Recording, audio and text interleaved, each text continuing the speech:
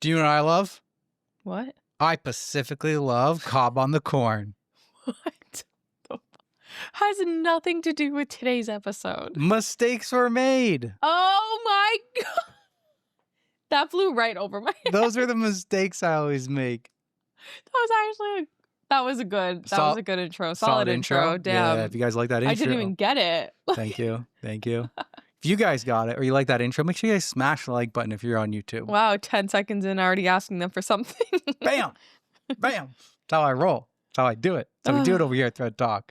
You guys ready? Excited? Hope you're having a great Tuesday morning. And if it's like Tuesday afternoon, Thursday afternoon, whatever day it is for you, I hope you're having a great, wonderful day. I hope the sun is shining, not a rain cloud in sight, and you just good vibes. Get pumped up. Get excited. Get excited to laugh at other people's mistakes today. Yes, and learn from those mistakes because it's not just, if you learn from it, maybe it's not a mistake. That's how you always improve. How do you win? You fail a bunch of times. You learn from your mistakes and you keep improving. There's a Japanese saying for something. I thought it was Keith Lee. Isn't that what you said in the last episode? That was you don't have to be great from the start. We have to start to be great. Oh, wait, what did you just say? I'm confused. Kaizen. That's what I was looking for. It's the Japanese term for always improving or continuous improvement. That kind of happens. That's how you should look at your mistakes, is you are always improving from those mistakes. Yeah. You walk in, you trip because you're never going to trip again. No, the next time you walk in that area, you'll pick your feet up. Maybe. Yep. Mm-hmm. People can make mistakes twice, though. You go to ask somebody out at the bar, you go to hit on them, they shut you down hard time. You learn from that. And you never do it again? No. You just, you try again, and then you make some improvements. Oh. Maybe you stuttered. Maybe you didn't, maybe your breath smelled. Maybe you needed a haircut. Maybe that was a bad example. That was a terrible example. I was on a roll till then. All right. We're going to Kaizen this episode. All right. I will go first. Hit it. Hit us. My 27 female ex, 26 male, dumped me in January after 9 years together because he didn't think I was wife material. Now he reached out wanting to talk because he needs to get something off his chest. I was with my ex, who I will call Nate, because if I'm being honest, minus betraying a friend, I was Casey from Euphoria. I don't want to go too much into the details, but for the last 9 years, I lost myself to Nate. He was my world. Everything I did was for him. I helped him through depression, helped get/keep his grades up, even worked 2 jobs so he could focus on college when his parents disowned him for nearly 3 years because they didn't agree with the major or college he chose. Bear in mind, I was also a college student. When his parents started talking to him again and started to financially support him, we moved into a new apartment. Nate said he wanted me to quit my job. I didn't, because it was his turn to take care of me. For 16 months, everything was great. He spoiled me. Then I noticed he was interested in his new friends, and at times he ignored me completely. Back in December, he did a 180, and he love-bombed me the whole month. He really went out of his way to make Christmas magical for me. I honestly believed he was going to propose. On January the 2nd, he made me my favorite dinner and made this speech about me being his first love, how I've been there since high school. I kept thinking any minute now he's going to ask me to marry him.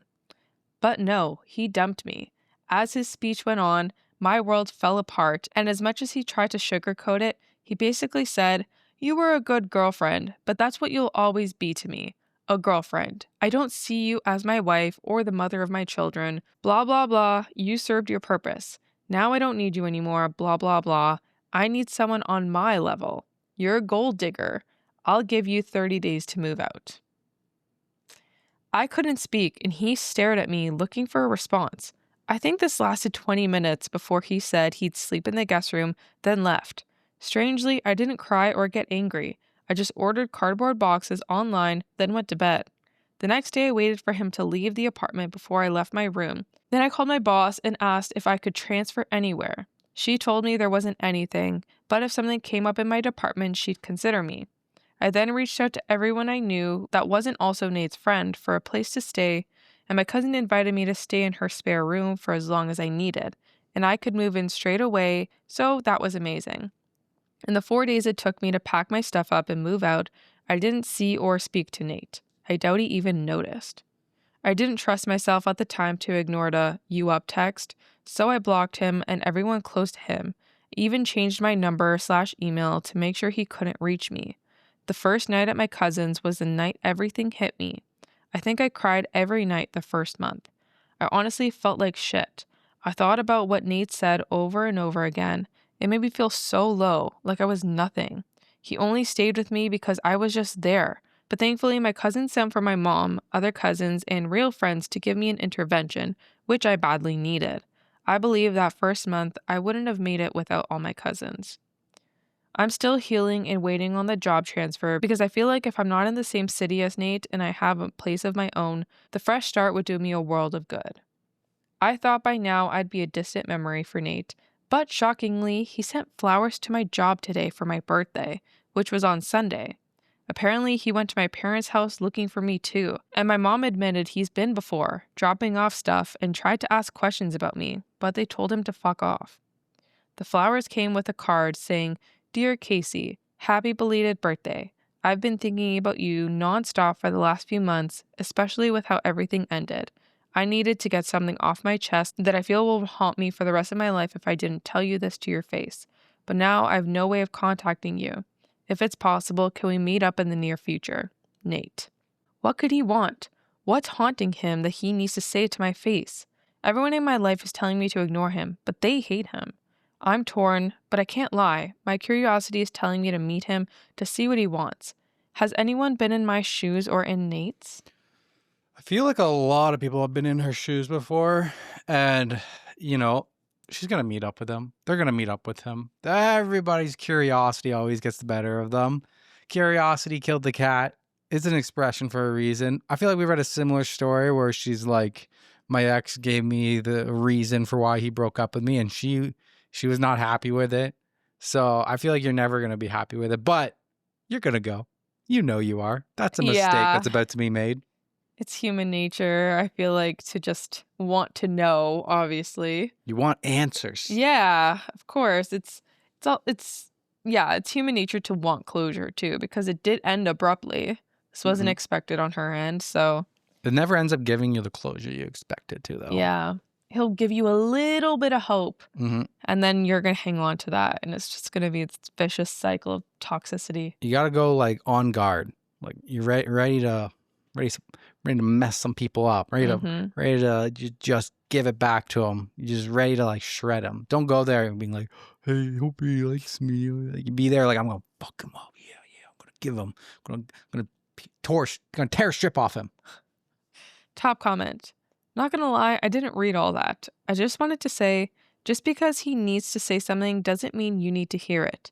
I doubt it's anything that would add value to your life. He's likely wanting to alleviate guilt for some long ago trespass. 100%. He's probably like, oh, I cheated on you. And now he wants to admit it so that he can move on. Nobody's ever doing jack shit for your benefit. As much as people say you're not the center of the universe, it's not your only world. It actually is for every single person. Every single person only living life for them. Is living life for them. So whatever reasons that, no matter how kind of that person is, no matter how thoughtful they are for other people, no matter how courteous, no matter how amazing of a person are, at the end of the day, I feel like everybody is a little bit selfish to themselves. If you're not, that just doesn't even make sense at all. Your Mother Teresa. Yeah, I can literally understand you are the most saint person in the world, but at some level, you only live life for yourself, no matter what. And I feel like for this, all these times that these happen, people, they're only reaching out to you for themselves. Like they said, what value are they going to add to your life? I very much doubt he's going to be like, hey, I just want to let you know, when I was with you, I won the lottery. Here's $500,000. That's not going to happen. Yeah. That's not. What other value can he add to your life? Exactly. Nothing. So I guarantee you, I'd love to be wrong in this situation, but I guarantee you it's only for him. Yeah. OP replied to that comment. My cousin thinks he tried monkey branching and it didn't work out.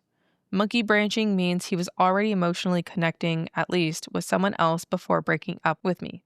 Yeah, that probably. And then didn't work out, and now it comes crawling back. Yeah. There's a mini update in the comments. He came to my work today looking for me during lunchtime. I told the receptionist to say that I was out and caught a ride home with a coworker so I wouldn't meet him if he planned to run into me by accident. Fuck this guy. An update comes 5 days later. Can we throw like a water balloon at him? A water balloon. That's harmless. Yeah, I like that. But not harmless. It's like harmful but harmless. Yeah. Yeah. And then it's filled with paint. Update comes 5 days later. So we ended up meeting, and no, I didn't go to him. I had told the receptionist at my work if he came looking to just say that I'm out for the day. After he showed up once, I didn't want the drama of him around my job. So Nate just kept going to my usual places like the grocery store I go every Saturday evening or the park I ran at Sunday mornings, his words, till he would eventually run into me. A stalker. And he did yesterday. He was waiting at the coffee shop I go to after my morning run. When I saw him, I tried to turn around and leave, but he kept calling me, so I thought to myself, if everything went pear-shaped, a coffee shop would be safer than my walk home. So I just sat down and asked him what he wanted. He gave an apology that wasn't an apology, you know, the type with, I'm sorry, but, and pity me. He blamed his mental health, his job, his parents, his friends, everyone but himself. I took someone's advice on here and said, cut the crap, I already know everything. He genuinely looked shocked and stared at me for a second. I guess he thought his coworker already told me everything, so he couldn't lie. Here's what really happened. He fell for a girl in his office. When he told me her name, I knew her immediately. I've met her a few times. He told me for the last 2 years he idolized her. To be fair, she's beautiful with an amazing personality. And he hated me because I was the one stopping them from being together because his coworker was too classy to be a side piece. When he broke up with me, he confessed to her that he was madly in love with her, and he ended a 9-year relationship to be with her. Well, here's where it gets funny. She doesn't even like him, lol. She called him a piece of trash and told him if he ever spoke to her outside of work, she'd report him to HR. So I asked him, what has any of this got to do with me? Like, we are over. I clearly cut ties. There's no reason for us to speak. He wants to try again. Promise we'd get married before the year ends and that we belong together. I told him no, I'm nobody's second choice. He threw me away after 9 years and said some pretty cruel things to me. And now he thinks if he snaps his fingers, I'll come running back. He tried to beg in fake tears, bringing up the good times in our relationship. I told him please leave me alone, and he wasted too much of my time already. I texted my cousin to meet me at the coffee shop. He kept saying nonsense, even suggested if I went to couples counseling for a few months, he'd leave me alone. The 20 minutes it took for my cousin to arrive felt like 20 years. In the end, I just stopped listening and stood at the counter, making small talk with baristas till my cousin arrived. She told him to fuck off, and if he tried to follow us, she'd call her brothers. He stayed in the coffee shop as far as I know, and we just went home. That's it. It's only been a day, but I feel like it's over and I'm free of him. Disgusting. And karma, absolute karma that the coworker's like, stay the hell away from me. Dude, you're a creep. Why would you leave your 9-year-old relationship for me? When I have zero interest in you. You've been idolizing me for 2 years. You're fucking disgusting. Yo, she dodged the biggest bullet, bomb, nuclear freaking blow up. Like, oh my God. Absolutely disgusting. What a creep. One of the comments says, you're being stalked. Change your routine. Yeah, literally. That is literal stalking. That is stalking. That is absolutely stalking. Yeah. All right. Fucking men. Fucking men, man. You gotta give it to so many mistakes. You gotta give it to men for being so goddamn delusional all the time. The audacity, the confidence, like all of that stuff to like do this stuff where like they break up with somebody and then they instantly go and try and get with a coworker. It's like they have zero interest in you. Like absolute, like they gave you no hints. They gave you nothing. Leave them alone.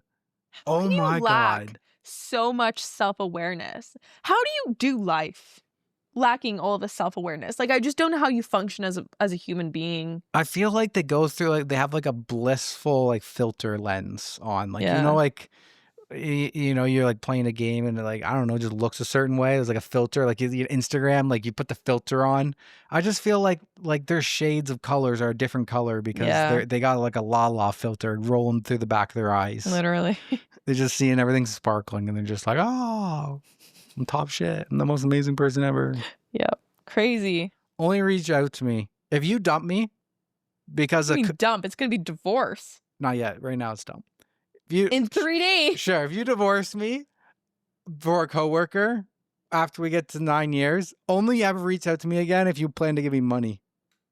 You win the lottery and you're like, hey, feel bad, I want to give you money. If not, just stay away, please. Okay. Just lay that down right now. All right. Over to me. Okay. You got something to say? I don't know. What if I'm dumping you not for like a bad reason? I'm just saying, if you're going to reach out to me, if you're going to break my fucking heart, don't come back. The fuck? This is not a if you love something, let it go situation. This is not that. No. Okay. You're making a commitment. I think you're already in this. To death do us part, I thought. Sickness and in health. In this fake scenario, though, you're already making me the bad guy. Like, whom I'm supposed to be the bad guy in this scenario? What? Okay, I don't know. Okay. On to me.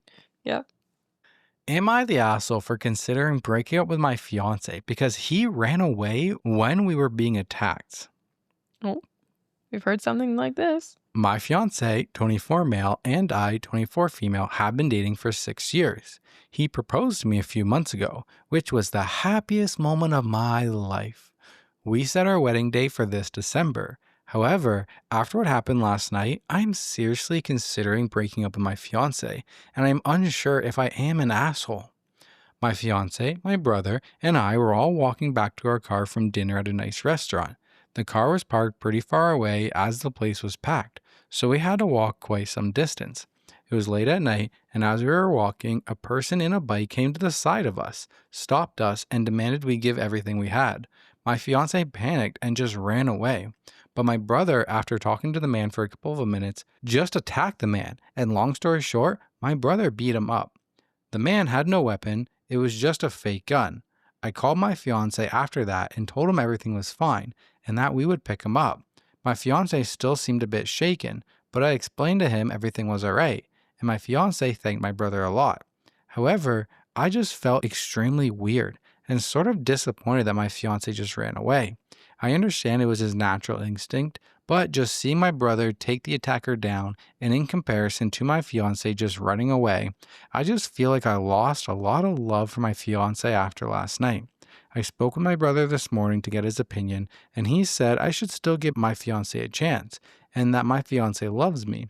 What happened last night is not a normal occurrence. However, I told him I just got a massive ick.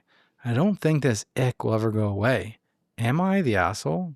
Okay. I think I've said it before, I think in a Patreon episode, that I'm gonna quote one of our followers who've said in the past, you are never an asshole for breaking up with someone. Like, no matter the reason, you have every right to.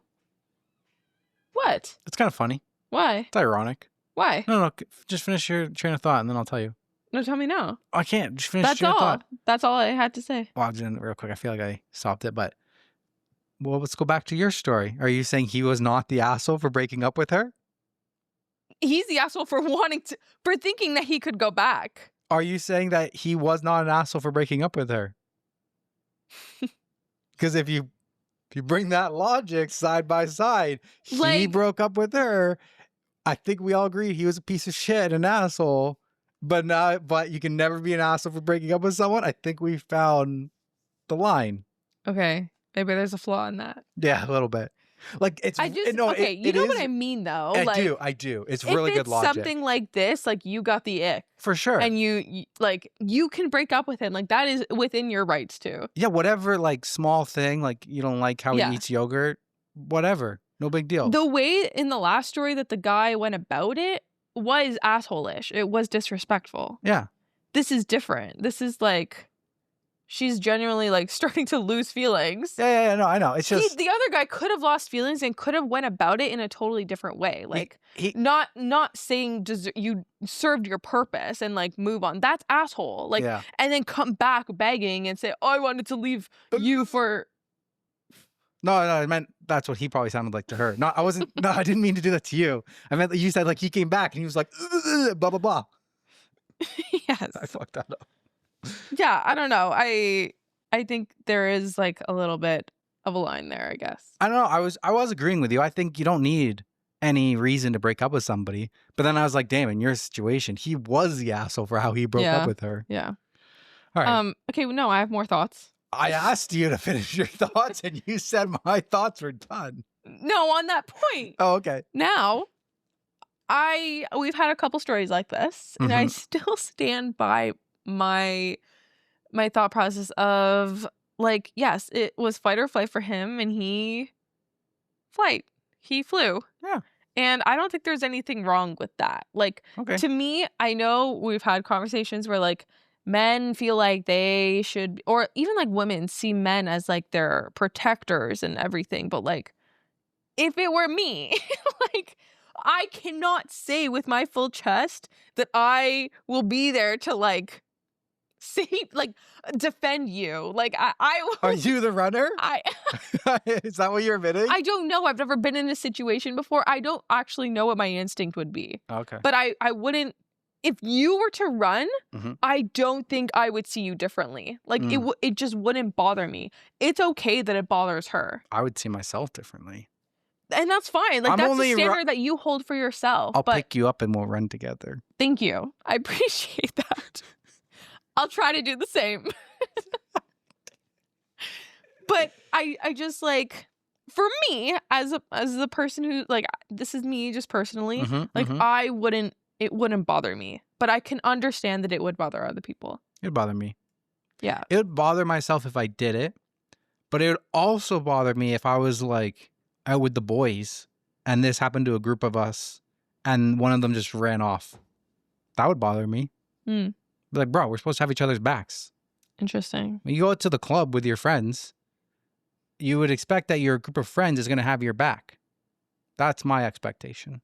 Interesting. So, yeah. So one of the relevant comments, whether the change in your feelings about your fiance makes you an asshole or not, you would not be doing either of you a favor by staying with him out of guilt. You feel what you feel. I don't think she's going to be staying with him out of guilt. I didn't get that vibe at all.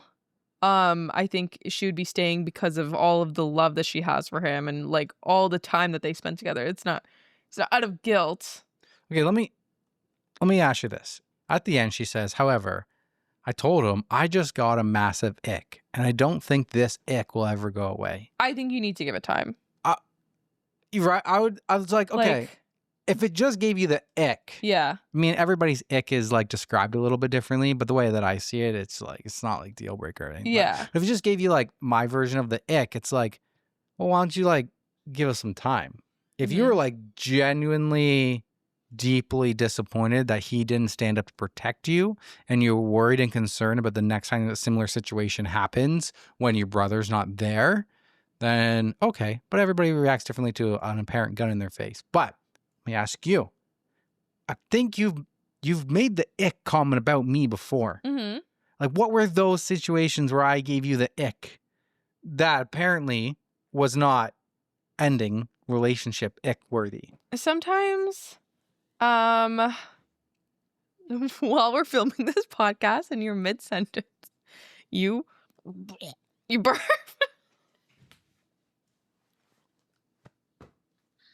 Are you serious right now? That's what you have to say? Yeah, no, that is a big ick of mine. Like watching you, like that's so like rude and hypocritical of you. I feel like you're laughing so hard because you know you're being a hypocrite.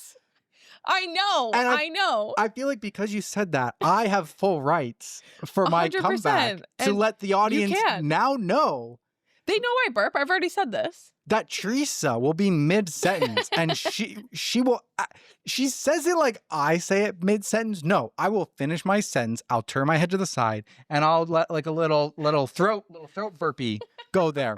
Teresa will be mid-fucking talking and is like, and she said, bleh. And she walked around the corner, bleh. And I have to edit it out. And I have made some comments of been like, I should put together a compilation, a compilation of all of your burping stuff because it would be absolutely hilarious. And she has always been absolutely, unequivocally, no, don't you dare. Yeah, obviously. For obvious reasons. I don't And want now that aired. that's how she calls me out. I thought you were going to talk about like Winnie the Pooh or something. And yet I get the burps thrown out. We always film after I eat or I take a bubbly or something. So I got a little bit of like, something comes up. No, the Winnie the Pooh thing is so valid. Sometimes I've stopped doing it. Deborah just wears a shirt and nothing else.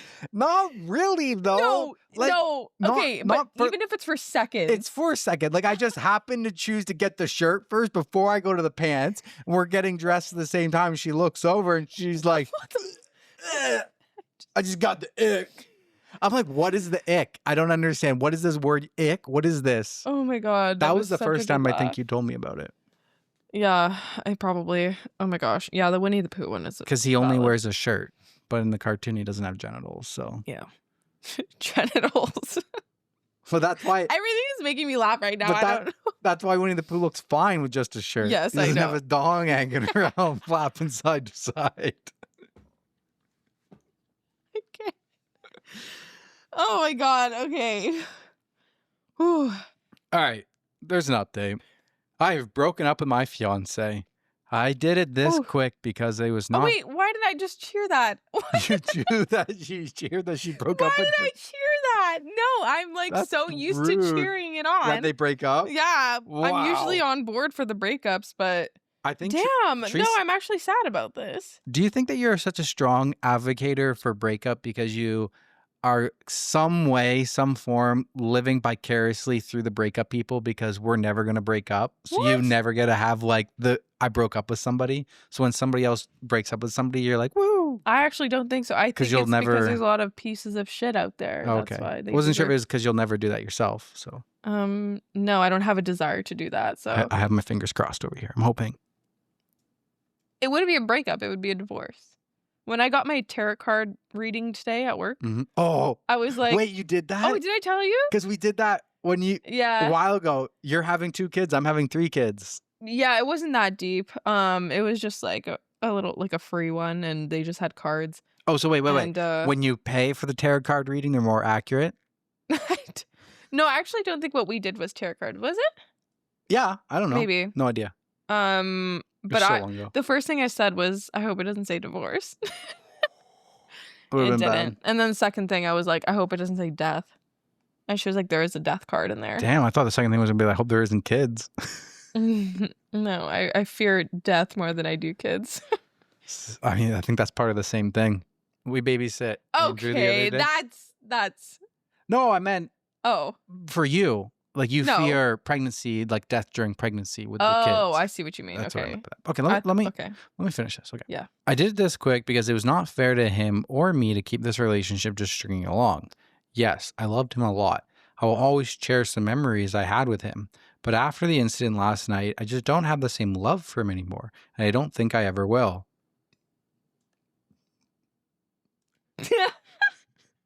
God damn, there it is. Fucking shame.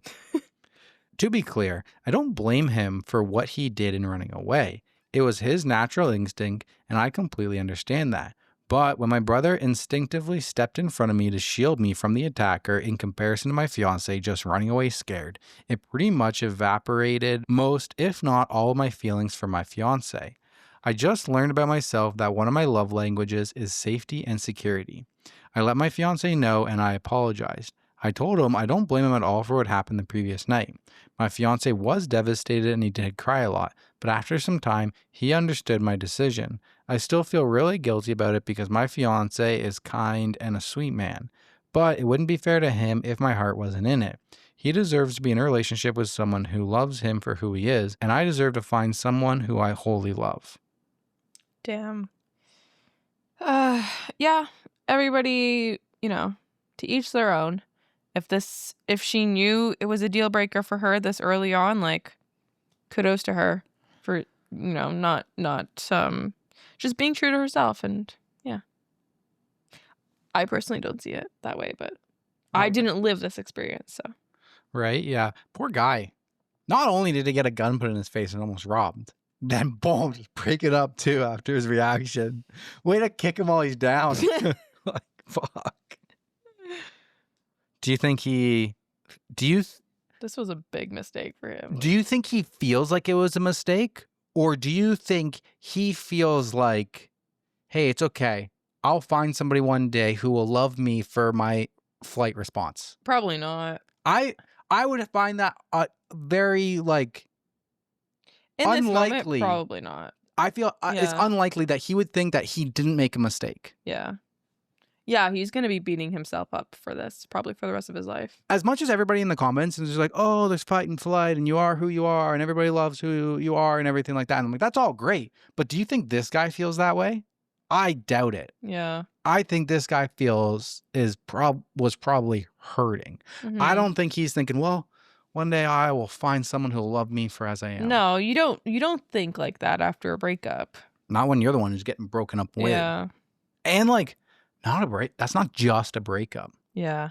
There's a ring involved. Fiance. Yeah, it's like us. You know what I always wonder with these fiancés that break up? Like, how far along in the wedding planning were they? Right? Not only is it a breakup, it's a financial loss. Yeah. Potentially. Yeah, that's true. All right, back to you. All right. Would I be the asshole for reporting a doctor for indicating I was cheating? I, 27 female, am with my partner, 26 male, for 3 years. We have a great relationship, and from the day we met, we never saw or dated anybody else. I had a more fun past than my partner, but always got checked to be safe. Important context. I got myself checked right before I met my partner and was all clear. Fast forward to October just gone. I had just given birth via emergency C-section to our beautiful baby boy. This was after a failed induction, 3 sweeps, bag burst, 48 hours in labor, and a hormone drip. I was in the depths of PPD.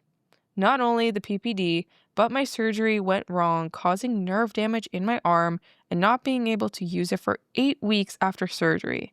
Thankfully, the feeling is back. Where is the girl with the list? The girl with the list. Have you seen on TikTok the girl with the list of reasons why not to have kids? Holy shit, it's all right there. Filled out the list. Holy shit. God damn. Okay. Myself and our son were in the hospital for 6 days after his birth. We went home and we were scared but excited. On the 10th day of his life, I noticed his eyes were puffy and a little gloopy and decided to call the on-call doctor as it was Sunday late evening. He asked us to come down, which we did, and this is where it all went wrong. The doctor asked how old my son was. I replied 10 days. He said, yes, I already know what it is. Without looking at him, he gave me this really long terminology that sounded like the furniture would move if you said it out loud. He told me to look it up when I'm at home alone. I live with my partner and our son. I looked it up in the doctor's office and nearly died there and then. It basically said conjunctivitis due to chlamydia. When I tell you I looked at him like he had 17 heads, this is actually common as some form of the chlamydia doesn't show up in women. I started bawling. I said I don't have that as I was tested before my partner and I have been with nobody else. He then looked at me to say, are you sure?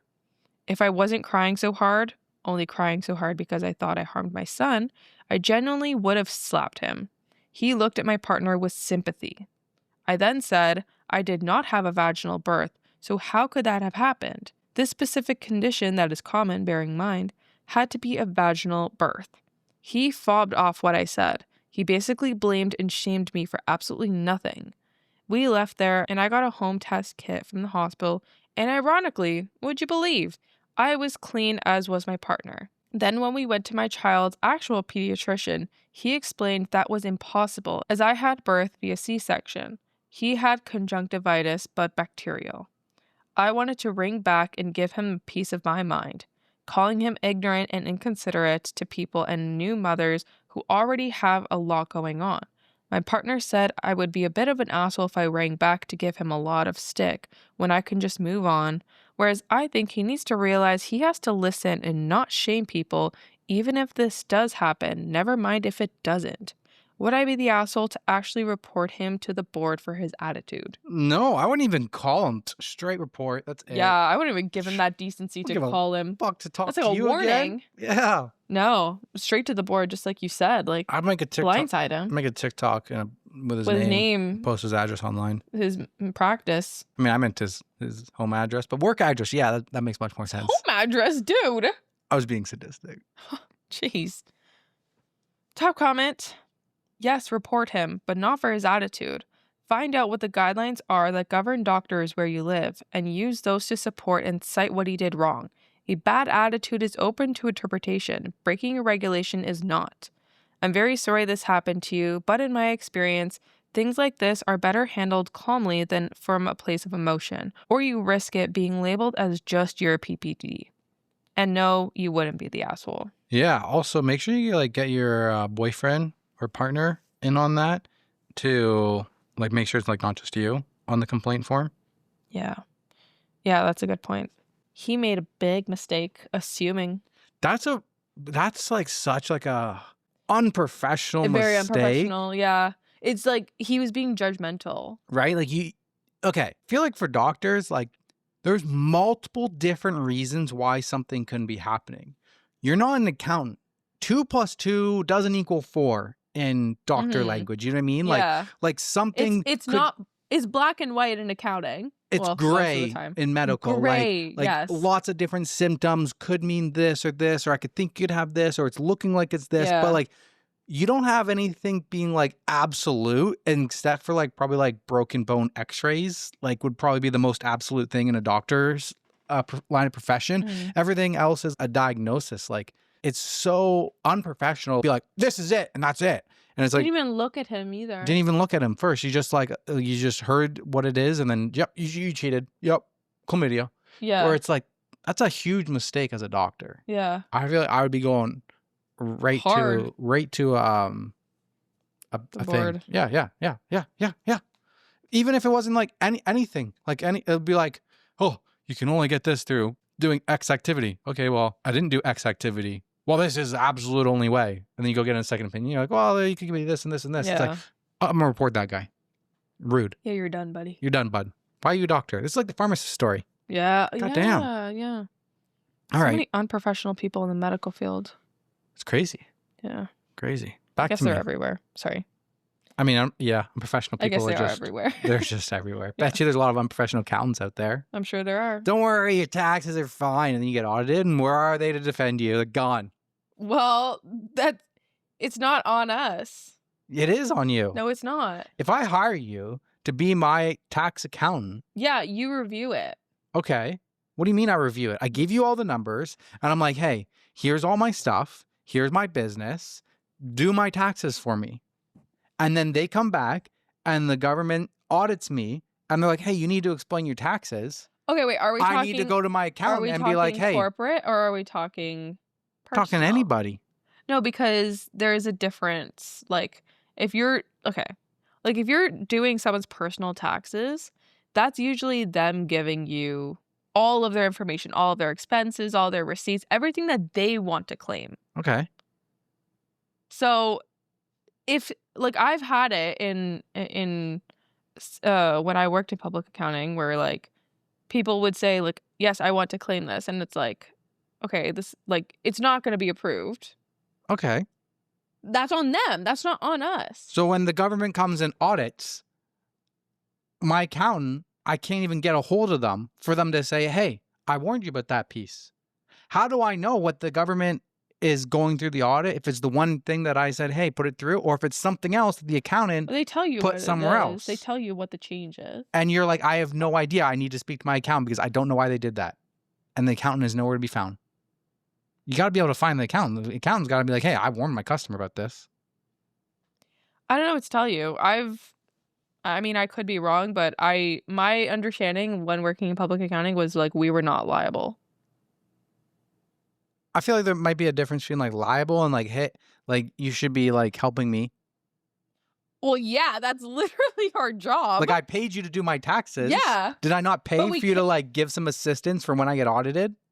Did I not pay for you to be available to charge me more when I get audited? Yes. Okay. But still, like you are personally responsible for your own taxes. Yeah, but I can, if you mess up my tax, if I pay you to do my taxes, I get audited, the government says you owe this, and it's a mistake of the accounting firm. Is it not your responsibility because you did it wrong? If it's a mistake of the accounting firm, like they're not the ones like having to pay anything. No, I have to pay it. Yeah. Because of your mistake. Yes. I want to sue you now because you didn't do your job properly. I don't know if you could do that. Like maybe. I would think so. I would think if I pay you to do my taxes correctly and you mess it up and I get charged, I'm going to sue you for that difference. Let's googly. I feel like that would make sense. That's like business practice. Can I sue my accountant for messing up my taxes? If your accountant has made an error resulting in financial harm to you or your business, you may have a claim for accounting malpractice. Malpractice, like malpractice insurance. Like if I go in for surgery and I come out with a leg missing when I'm supposed to get a rod inserted because my doctor messed it up, I'm going to sue the hospital. If my lawyer gives information to the other side of the courtroom, I'm going to sue my lawyer for malpractice. Isn't that why you have malpractice insurance? Like, isn't that the whole point of being like a certified accountant, a chartered professional accountant or something? So I can sue your ass when you fuck it up? I don't know. Accounting here, it is very common for accounting firms to have a disclaimer about owning for... Oh, never mind. Like, I can understand if the accounting firm is like, hey, we don't recommend that you try to write off that personal Ferrari you bought as a business expense. And you're like, no, put the numbers in and they do it. Yeah. Okay, but what if you just gave them everything and they were supposed to do it proper and now the government's like, hey, we're auditing you. You messed this up. I'm going back to my accountant being like, why am I getting audited? Yeah, that's fair. Thank you. Okay. That was an unnecessary roundabout, Teresa. I'm willing to admit if I'm wrong. After 5 minutes. Well, And I had to a do some Google research. search. Am I the asshole for forcing my father's partner to take back a lie she told my children? This is coming from NoOrlando_25. I'll preface this by saying I don't have the best relationship with my father, and his partner, Blair, is a big part of the reason why. While I don't hate her, she is extremely obnoxious and childish. She's also horrible with boundaries. It feels like anytime someone tells her no, she hears maybe. She's been like this for as long as I've known her, but it's become harder to deal with since I've had children, so I try to keep some distance. Anyway, Blair and my father are planning to go to Orlando in July. About a month ago, she asked whether me, my husband, and our kids, 7 male and 3 female, wanted to join them. I thanked her for inviting us, but said no, because we're planning to go next January and there's a pretty big chance I'll have to work in July. Also, I didn't say this to her, we've been to Orlando with her before and my husband has stated that he would rather eat glass than do it again. Jeez. That's like my biggest fear. A week later, Blair told me they were getting their tickets and asked me whether I was sure I wouldn't join them. I said I was. Days after that, my sister called me. Blair had told her that I was, quote, thinking about going while inviting her and her boyfriend. I, once again, told Blair we would not go. Finally, Blair asked me if it would be okay with her and my father taking my kids to Orlando. I said no, because we're not even in the same hemisphere as the US, and I wouldn't let my young children travel to a different country without me or my husband. Last week, my sister babysat my kids while my husband and I went out. While we were gone, Blair visited to drop off a gift she and my father had bought for my husband. She also took the opportunity to tell my children we were all going to Orlando in July. My daughter didn't care about it much at first. I think it didn't really register for her. But my son got very excited right away. He kept talking about how much he wanted to go to Disney and asking about the trip. And after watching her big brother like that, my daughter jumped on the bandwagon with him. It was both heartbreaking and infuriating to watch them like that. I called Blair and said now she had two options. Either she told my kids that she lied and they weren't going to Orlando, or I did. I added that if she told them, she'd have the opportunity to apologize and explain herself. But if I did, I would not do that for her. Period. Blair chose to call my children herself. I kept the phone on speaker to make sure she was apologizing, explaining everything, and making it clear we wouldn't go to Orlando in July. Both my children, and especially my son, were upset, but my husband and I had a talk with them and managed to cheer them up. My father texted me yesterday. He said that he didn't appreciate the way I dealt with this. Blair is still upset and thinks my kids are mad at her now. He wants me to apologize or at least try to get my kids to forgive her. But I don't see why I should. She was the one who lied to my children. I am not responsible for Blair's feelings. We're still on this back and forth, and I can tell neither of us is particularly proud of this. Am I the asshole? Not one bit. Blair is a manipulative piece of shit. Oof. Damn. Like going, oh my gosh, like no. Like it's been no this whole time. And then it's, hey kids, we're going to Orlando. And she probably thinks like, oh, after I say this, it can't be taken back because guess what? The kids are going to be excited to go to Orlando. Obviously, mom's not going to want to break their hearts. So I'm going to have the upper hand and they're going to come to Orlando because I want them to go to Orlando. Bro, they don't even live in North America. Yeah. They're like European or something. Yeah. It's not just like, oh, yeah, we live in North Carolina or we live in another state. We're taking an 8-hour drive to Florida, whatever. Yeah. You live in a whole nether continent. Even if they were like the state beside frickin' Florida, I don't know what it is, but even if they were there, Georgia. like, are you sure? I think Georgia's the one above it. Oh, okay.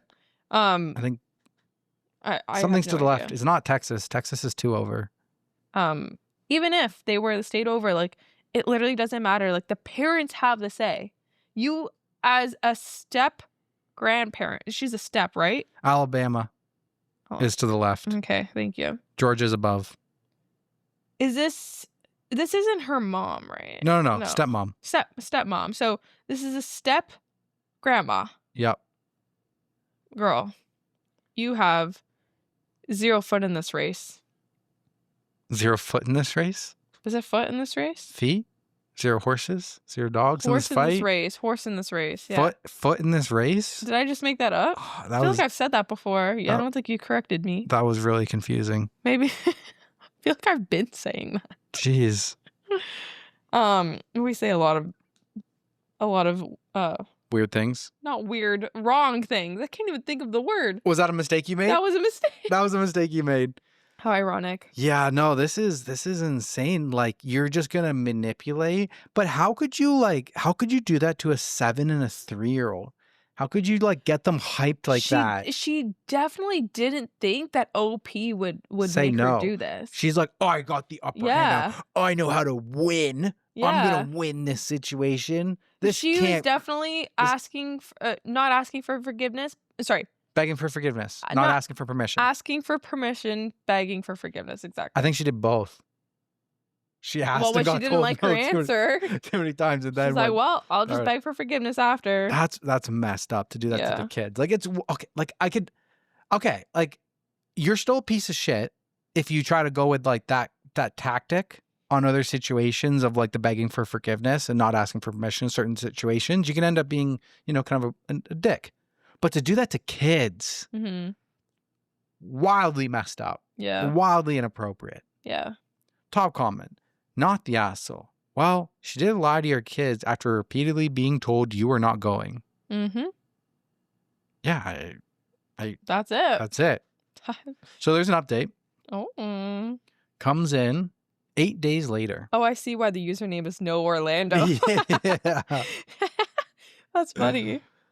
I want to start off by saying my kids are both doing well. My daughter's birthday is coming up, which she's very excited about.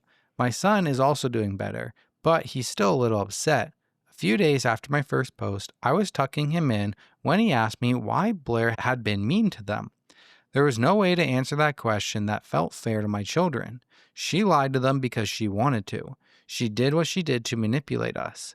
I don't know whether she expected me and my husband to put our careers and sanities on hold to join them in July, or to let her take our children to fucking Florida without their parents. Either way, it's not happening. We weren't sure how to deal with this. Going low contact felt too much like a maybe, which I already know means yes in Blair. But cutting ties felt like too much. In the end, we decided on a timeout period. She won't have any type of contact with the kids until the holidays. We'll extend that period if necessary. I told both her and my father about this over the weekend. She cried, and my father and I fought again. There wasn't really anything remarkable about what was said at first. It just felt the same as other fights we've had in the past, so I didn't register much. Then he started comparing Blair to my children.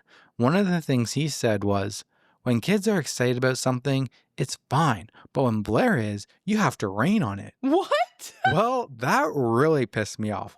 I told him Blair is not a child. Oh my God. If he wants to treat her like one, that's on them. But he can't expect me to parent a 40-something-year-old woman who can't understand the word no when it's said to her. I did have another conversation with my father the next day, and it was more peaceful. He apologized for most of what he said, but a lot of it sounded like damage control.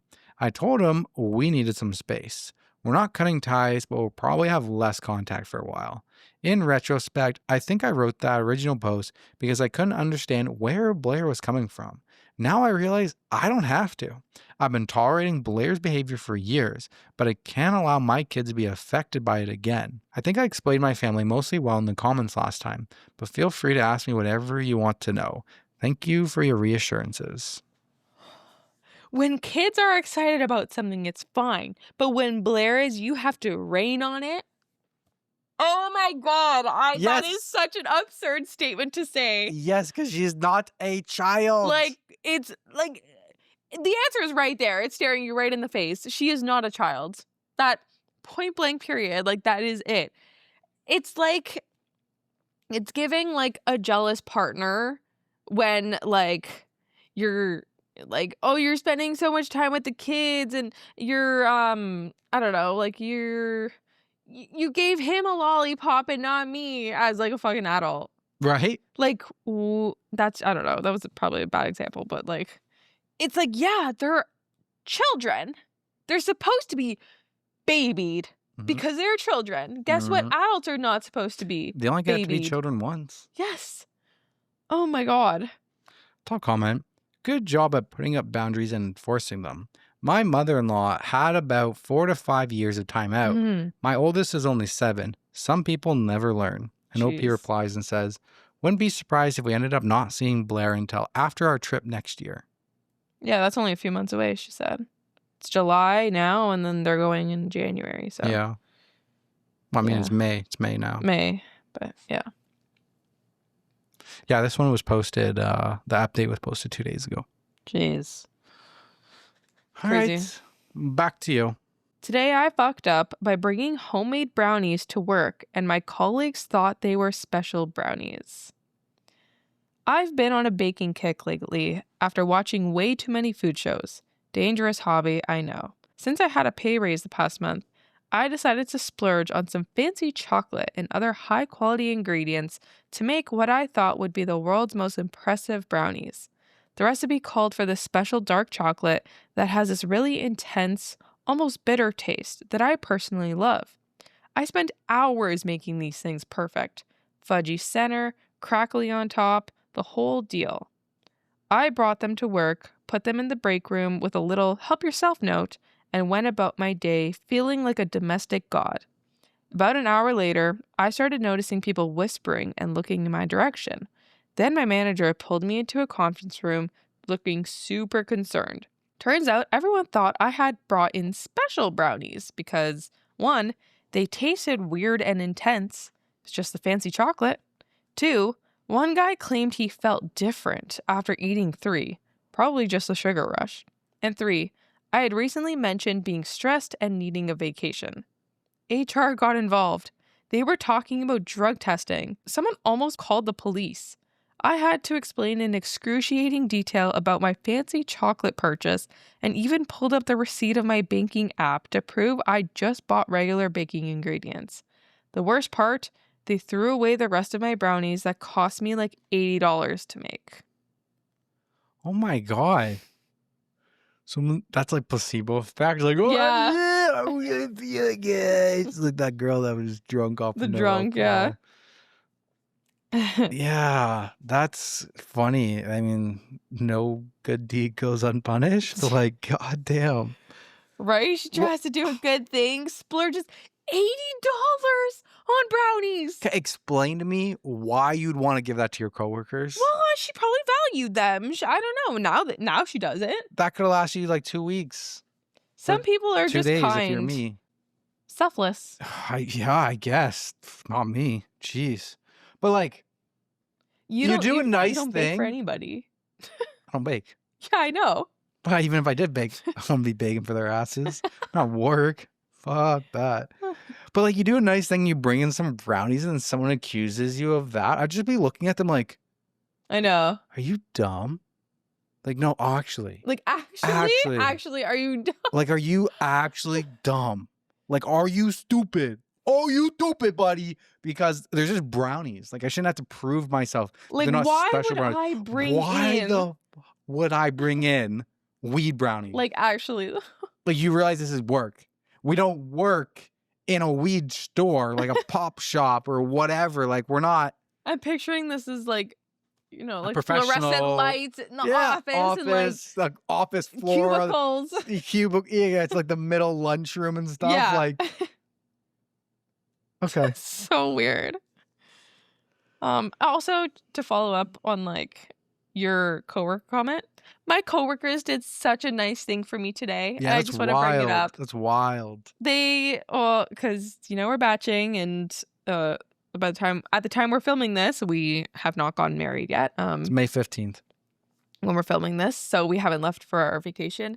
But we haven't left for our vacation. Someone's thinking about the cruise more than the actual wedding. No, I consider Italy the vacation too. Oh, okay. But anyway, so it was like I had a day in office today. My whole team was in, and they all wrote a card and they all signed it and like wrote me like little paragraphs congratulating me, and it was so sweet. My manager wrote me like this whole Taylor Swift coded phrase of like, she threw in some lyrics there and it was like so great. And then my coworker like wrote like this whole like Excel poem, like using like Excel formulas and stuff because I work in Excel and stuff, and it was just really, really sweet. And then they got me a karaoke machine. It's really nice of them. Yeah, because the karaoke machine is like kind of like an inside joke, because every social, my manager always asks the team like, what do you guys want to do? What do you guys want to do? And every time I vote karaoke, and not one person supports me in that. Oh. I mean, my manager does. She does, but the rest of the team is like, nope, I'm not singing. So they're like, here, let's get Teresa a karaoke machine. But yeah, I was like so stunned and like so appreciative. Like, I've never worked for such an amazing place before. Like, I've never felt this appreciated as a employee before. It was like the sweetest thing ever. It's very nice. You should bring them in some brownies. I should. I would spend $80 though. Okay, top comment. You need a vacation, so you're gonna get your coworkers stoned? Someone who eats 3 damn brownies should be expecting to feel different. Anyone could have asked you what was in the brownies to make them taste weird and intense. You work with a bunch of dumbasses who would rather think shitty of people than use a little common sense. I'm sorry. Literally. Perfectly put. Remember that time I made you brownies? Oh, yes, I remember. I puked all over the floor. made. all over the Blue Mountain carpet. We ever tell this story? Yeah, I'm sure we have. Oh, okay. Quick sum up for you, like 2 months into dating. I had never done them before. Teresa asked me to make weed brownies. I took like a whole ounce of weed and put it into like one batch of brownies. Teresa I had the tiniest little square. She took the whole pan to her friends, came back 80% still, like they had like nothing. They had like 10% of it. And Teresa apparently puked all everywhere and had a rough night. It was probably the worst night of my life, actually. I thought I was going to die that night. Asked to call the ambulance for her. No, I said call the police. I said call the police, but not for me. No, it was for you. I know it's a joke. It's a TikTok. All right, back to me. Yes. Am I overreacting by telling my boyfriend if he marries his best friend, I'll break up with him? My boyfriend wants to marry his best friend for benefits. So I, female 19, and my boyfriend, male 21, have been together for about a year now. We have talked about marriage and I'm hopeful for a proposal in the next year. He is in the army and we have been long distance for the majority of our time together. Today he called me and said he was talking to his friend and roommate, male 22, we'll call him John, about getting married for the benefits, a pay increase, and being able to live in a house instead of the barracks. I thought he was joking at first, but he began to explain that there are bugs in their barracks, and he's tired of it. He also went on to say that if he and John got married, it would be easier for me to visit him because I could just stay in the house with him, and with the extra money, he could be able to pay for a plane ticket for me to go see him. I'm starting college this fall, and I'm currently unemployed, so I wanted the summer before college starts to be free. But I've had a job the last 3 years and have ample savings for school and enough to visit him to see him, so I don't think it's even necessary for him to pay me. I've told him this, but he kept on saying he wants to at least pay for half, which I am okay with, but I don't think he should marry his friend just because of that. In the time we talked, I told him he would be a divorced man when we get married, and he just laughed at that. Then he told me I could be his side piece while he's married to John, and that was sexy. Huh? Like, what? I've never been worried about my boyfriend being attracted to the opposite sex before, or anyone other than me in general, so I really don't think he's attracted to John like that. I have reasons for not liking John, though, such as he has cheated with a married woman before and influences my boyfriend to smoke and drink, which I dislike. My boyfriend has also been choosing him over me recently. Like today, when he called me about the whole marriage thing, John called him while on the phone with me. My boyfriend immediately said bye to me. No, I love you or anything, which is the normal. He just said, John is calling, bye, and hung up and still hasn't called back. I believe that marriage isn't just something you should do for benefits, and his reasons for wanting to marry his friend just sound dumb to me. I fully believe he loves me and he wants to marry me and have a life together, so why would he even want to marry his friend? I don't know if it was relevant to this, but yesterday his grandfather passed away, and I don't know if this is like a coping thing or something. I want to be sensitive to him, but I don't know at this point. I'm just curious if anyone thinks this is mad weird, so please help. We're just texting, and I told him I'll break up with him if he actually marries John. Am I overreacting? No. Bro, I would be questioning everything about you if you even brought this up as a joke. No way.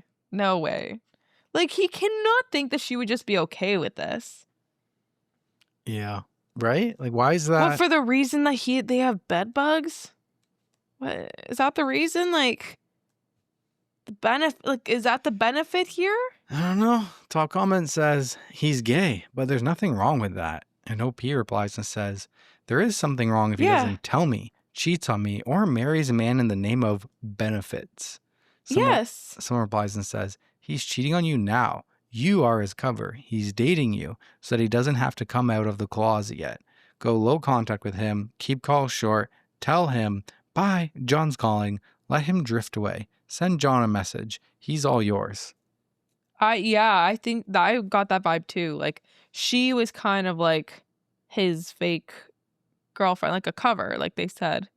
Also, he's gay, but there's nothing wrong with it. There is absolutely something wrong with that. In this context, he's dating her, Yeah. saying he's going to get married to her eventually. Yeah. What? That's it's cheating. This is cheating. Like, if that is the case. But what if they're not? What if he's just like, well, there's benefits. There was a movie on it with the fireman, Adam Sandler. which one? And the guy from I don't know. I don't know what you're talking about. There's a movie based on it, whatever. There's an edit here. It says, I know I'm young, and a lot of comments say it's a bad idea to marry into the military or just at this age in general, which is valid, to be honest. But it's my dream to be a stay-at-home mom, and I know what I want in the long run. My attending college decision is still pretty fresh, as I really do not want to attend it, but it was mostly to alleviate pressure from my parents who said I was rushing things. So college was my compromise and gives me and my boyfriend more time, which very well might be needed. I don't mind waiting to get married, which is why I'm going to college. I know I'm naive in some things, but we're all bound to make some mistakes, unfortunately. My boyfriend has said that if I enjoy college and want to complete a degree, after his current duty station is up, he would try to get stationed near me. Also, although him and John are good friends, they are fairly new as roomies, only about a month or two. Ooh. And up until a few weeks ago, John has had a girlfriend. Maybe John is into my boyfriend? That's the theory I'm going with. I think they like each other. But 2 months, that's it? 1 to 2 months? I thought they were like besties forever. So there's an update. I'll keep this short. I broke up with him. Good. I talked to him yesterday about all the reasons I didn't like the idea of him marrying his best friend, John. The fact if he got found out, it would be bad for both of them. That marriage shouldn't be used for dumbass reasons. That I literally would have married him if he had asked. I told him how unlikely it would even be for him to be able to move out of the barracks right away, and for him to want to marry someone else to get away from a few bugs was stupid. Yeah. He went off on me saying it was for me so he could get extra money and save it for us, and I didn't know how shitty the barracks is. I asked how he would feel if I wanted to marry one of my friends, and he said as long as I had a good reason and it would get me actual benefits, he's all for it. Yeah, right. Shocker, right? He's totally fine with willy-nilly marrying people. I told him I'm absolutely against it, and if he actually would marry him, then I'm done. I wouldn't be a side piece, and he said, okay, then don't. And I said, fine, and I hung up. I blocked him everywhere, and I don't want to talk to him again. I really thought we had the same beliefs, but I'm glad I found this out now. I'm pretty crushed that it turned out like this, but I'm sure it's better this way. Jeez. Yeah, you've definitely dodged a bullet. How do we go from like, I'm ready to marry him now and be a stay-at-home mom and I want his babies to, I didn't even say I broke up with him. I just said, I blocked fine, do him it. everywhere. I hung up and I blocked him everywhere. Yeah. It doesn't even sound like a breakup. Did you tell him like I'm breaking up with you? I know. Yeah, I was thinking that too. But it's because she is so young. She is 19. This is how 19-year-olds act. So someone comments and says, it's so hard for younger people to learn from their elders' mistakes. So like you said before, you're not really going to listen to this.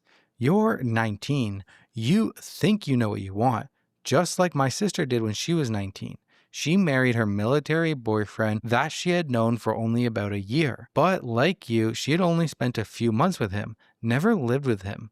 You think you know what you want, but I can guarantee you that 10 years from now, you will look back on this time and you will be a totally different person. My sister wanted to be a stay-at-home mom. It sounded easy and fun. She ended up divorced, no college education, and no way to support her 3 children.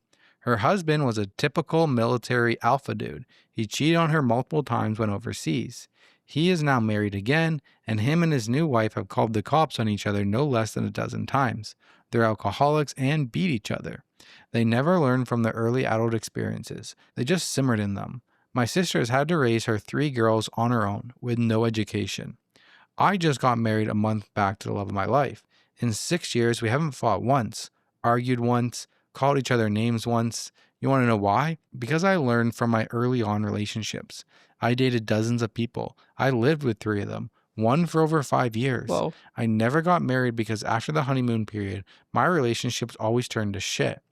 We learned we couldn't live with each other. We had different views on children, finances, alcohol, family, whatever. When you're young, you think love can overcome anything. It can't overcome you wanting to have kids and your partner doesn't. Love can't overcome you wanting a dual income household and the other wanting to be a stay-at-home parent. Hell, I have seen snoring breakup and otherwise loving relationship because love is not all you need. My advice would be, why are you jumping into marriage so quickly? You have nothing to lose waiting on that. Very well said. I just don't think OP wants to hear this. No, I don't think OP is capable. Yeah, this wasn't like, yeah, she's not capable of like being receptive to this information. So I don't even think it'll do her any benefit. She's probably gonna find another guy and rush to get into Right? a new relationship with him. Just to be a stay-at-home mom. Yeah. So she does comment and say, you're correct in that most things don't plan out how we envision them. But the post wasn't about me marrying him. It was about him wanting to marry his friend for seemingly silly reasons. Love definitely does not overcome everything, because if it did, I wouldn't have broken up with him. I love him to the end of the world, but with our different views, it just wouldn't work, and there would be strife in the relationship.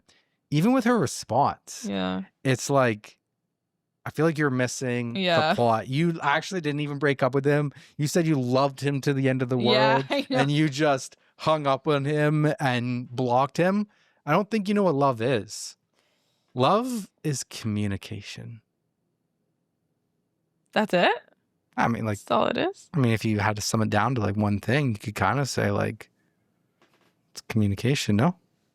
Yeah, it's a part of it. You don't agree?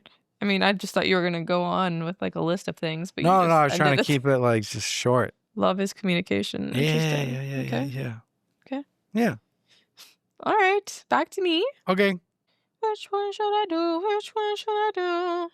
My male 30, younger brother's 28 male, girlfriend, 25 female, said something that made me and everyone else in the room super uncomfortable. It's been months and it's still a problem. How do I get everyone to move past this? So some background. My brother, we'll call him John, and I are very different people and always have been. I'm a nerdy guy who likes playing Dungeons and Dragons and works from home coding websites. He's always been sporty and has one of those corporate office jobs where I swear half of his work is just playing golf and going to fancy lunches. We didn't always get along, but we're pretty good these days. He started dating his girlfriend, who we'll call Jane, a few years back during what was a pretty low point for me in life. I had just gotten out of a long-term relationship that had ended anything but amicably, was burning out of the career I went to college for, and in general was about 2 paychecks away from having to move in with my folks. The stress of it all was taking a toll on my body. I went from the lightly chubby I'd been my whole life to just straight up fat, and shortly after the breakup, I had an anxiety attack so bad it put me in the hospital. It was not a good time to get to know me. I was basically the picture of a fuck-up older brother. But I turned it around. I got the mental health assistance I needed to diagnose and treat some long-standing issues. With that as a springboard, I started exercising more and eating better, finding cooking to be a good hobby that also led to me eating less takeout and processed foods.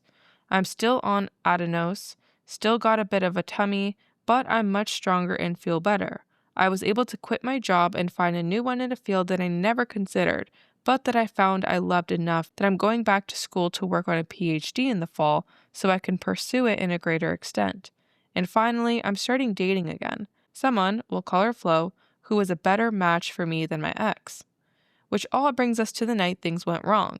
We have a family gathering at my parents' house, extended family and all, plus Jane and Flo. I'm making dinner, a beef Wellington. I love beef Wellington. Everyone is raving about my food. I also did dinner this past Thanksgiving as well. And also my recent glow up, my new job, the program I got into, etc. I'm smiling politely and mostly just trying to do a bunch of dinner prep while they won't get out of my way. Then Jane says, "Yeah, never thought I'd pick the wrong brother, but I'm starting to think I might have." You could hear a pin drop. I said nothing, again, just awkwardly laughed at what I assumed to have been a bad joke. Jane's face immediately changed to the look of someone who has only just realized their fuck up. John looked pissed, and the two of them left the kitchen shortly after. From what I could see, she seemed to be trying to apologize to him while he looked really hurt. My relatives said nothing, not immediately anyways. Flo kind of just winced and later told me that it was really awkward having to stand there, but she didn't know what else to do. That wouldn't have escalated things or put me on the spot. That was over 2 months ago, and both John and Jane avoid me like the plague. Not even a text since then. Whenever I meet up with my relatives, they badmouth her over it. And while I think Jane did fuck up saying that, I really do think that she was making a bad joke. Personally, I think they're overreacting. This aside, I think she's probably the first person he's ever dated who was a fit for him in terms of personality and lifestyle. The only person being normal about it is Flo, who thinks it was weird, but, like me, just a dumb thing to say. No jealousy, she knows Jane ain't my type. How do I clear the air with Jane and John and get people to stop bringing this up? I'm sick of hearing about it and just want things to go back to how they were before. Right now, it just feels like a dark cloud over all of our interactions. Oh, man, that was a big mistake. Oh, my God. Okay, what are your thoughts? Do you think it was like... Imagine we're in the kitchen at your house and I say, I think I picked the wrong sister here, guys. Oh, my gosh. Who says that? I don't. Why? Like, maybe there was maybe something else happened in their relationship, like the morning of the day before. Like, maybe the morning of that day, he tried to make her like scrambled eggs and French toast, and it just got wrecked. He burnt the French toast, the scrambled eggs were not cooked enough, and it was just like breakfast was terrible. Then she comes over to the brother's house and he's cooking beef Wellington. Who the fuck even knows how to make that? Chef Ramsay. So, and then she's like, so maybe I picked the wrong brother for the cooking aspect. And like maybe it had nothing to do with like his glow up and stuff. And it was just like they had a breakfast thing happen. And it was more like an inside joke. But if that was the case, I don't think John would have been so upset about everything. Yeah. Yeah, he definitely took it personally. Honestly, as he should, like valid. Unless there's some inside joke that nobody else understood, which it doesn't seem like it, because that's why he didn't take it nicely. Yeah. But you just don't say that. But how do you fix it? I know. I do just feel like sometimes I say stupid shit. Like sometimes I will think about it for years on end. Like, oh my God, remember when I said that really dumb thing back in like 2012? Like sometimes I think of that. Like, give me an example. I don't know. Never can get an example on the spot. Well, you're putting me on a spot. I know. Nobody can ever like pull out that example. But yeah, no, it definitely happens. Like sometimes like a joke misses. So how do you fix it? I think, okay, because this one's a little bit odd because OP was like the front of the joke. Not really, but like. It was, it was kind of like a backhanded joke too. Backhanded compliment. Like, oh, I never thought I'd pick the wrong brother, but I'm starting to think I might have. Like, oh, before when you were fat. Yeah. I never thought I picked the wrong brother, but now that you're glowed up, I think I picked the wrong one. Yeah. It could kind of be seen as backhanded, but he seems fine about it. He doesn't care. Yeah. He's got good beef Wellington. He doesn't care. I think if you're OP and you want to fix it, I think you just need to reach out to them and just say, hey, like, I don't think it was weird. We don't need to make this a weird thing. Like, I'm over it. You guys should get over it too. Like, they're still together. There hasn't been any communication here. They're still together. I feel like they are embarrassed. Like the couple, the brother and what's her name? I don't know. John and Jane. I think they're embarrassed, and that's why they haven't talked to him. I don't think they're upset with him. They can't be blaming him for anything, I don't think. But what about his family that keeps bringing it up, talking shit on Jane? How do you fix that? I think we'll just tell them, like, hey, there's no need to keep bringing this up. People make mistakes. If that's how he feels, and he's truly forgiven this and everything, like, I would, I don't know, maybe like just, stick up for her and be like, sometimes people say dumb shit. Yeah, he doesn't really say that, like, he told them not to. Yeah. So you could either you can just say, like, hey, it wasn't a big deal. Like, she obviously made a mistake. We all make mistakes. Like, shut the fuck up, Jimmy. Yeah. Remember that time he... Yeah. Remember that time you did a stupid thing? Remember that time you tried to sneak away with the apple pie? You put it down your pants? We all know, Jimmy. Ruin that apple pie at Thanksgiving, bud. Or you could like make yourself the center of a joke against you. Like, I don't know. Like try to like. Oh yeah, like remember when I did this? Like, or just make something new. Like make new gossip. Like say something on purpose that would like make them talk about you, so they'd stop talking about Jane. Yeah. You know, make yourself the center of attention. Yeah. Kind of on purpose. Yeah. But I mean, just talk to your brother. Just be like, yo, are you mad at me? Yeah. Are you mad at me, bro? Okay. Top comment. Quote, whenever I meet up with my relatives, they badmouth her over it. Hey, let's just let this go now. It's ancient history. No need to dredge it up yet again. Quote, how do I clear the air with Jane and John? Hey, I miss you, John. Let's get together and do X, okay? Yeah. If you need an idea, let's get together and go bowling. Let's get together and go mini golfing. Let's get to go there and go to like an arcade like Dave and Buster's. I don't know if they have those everywhere, but like an adult arcade. Let's get together and go to the horse races. Let's get together and go go-karting. Let's get together and go laser tagging. Okay. Got it. Jesus, I wonder how many I had to come up with before Teresa shut me down. I was running out of ideas. I was coming up with roller coasters next, and after that, I had nothing. Okay. Update.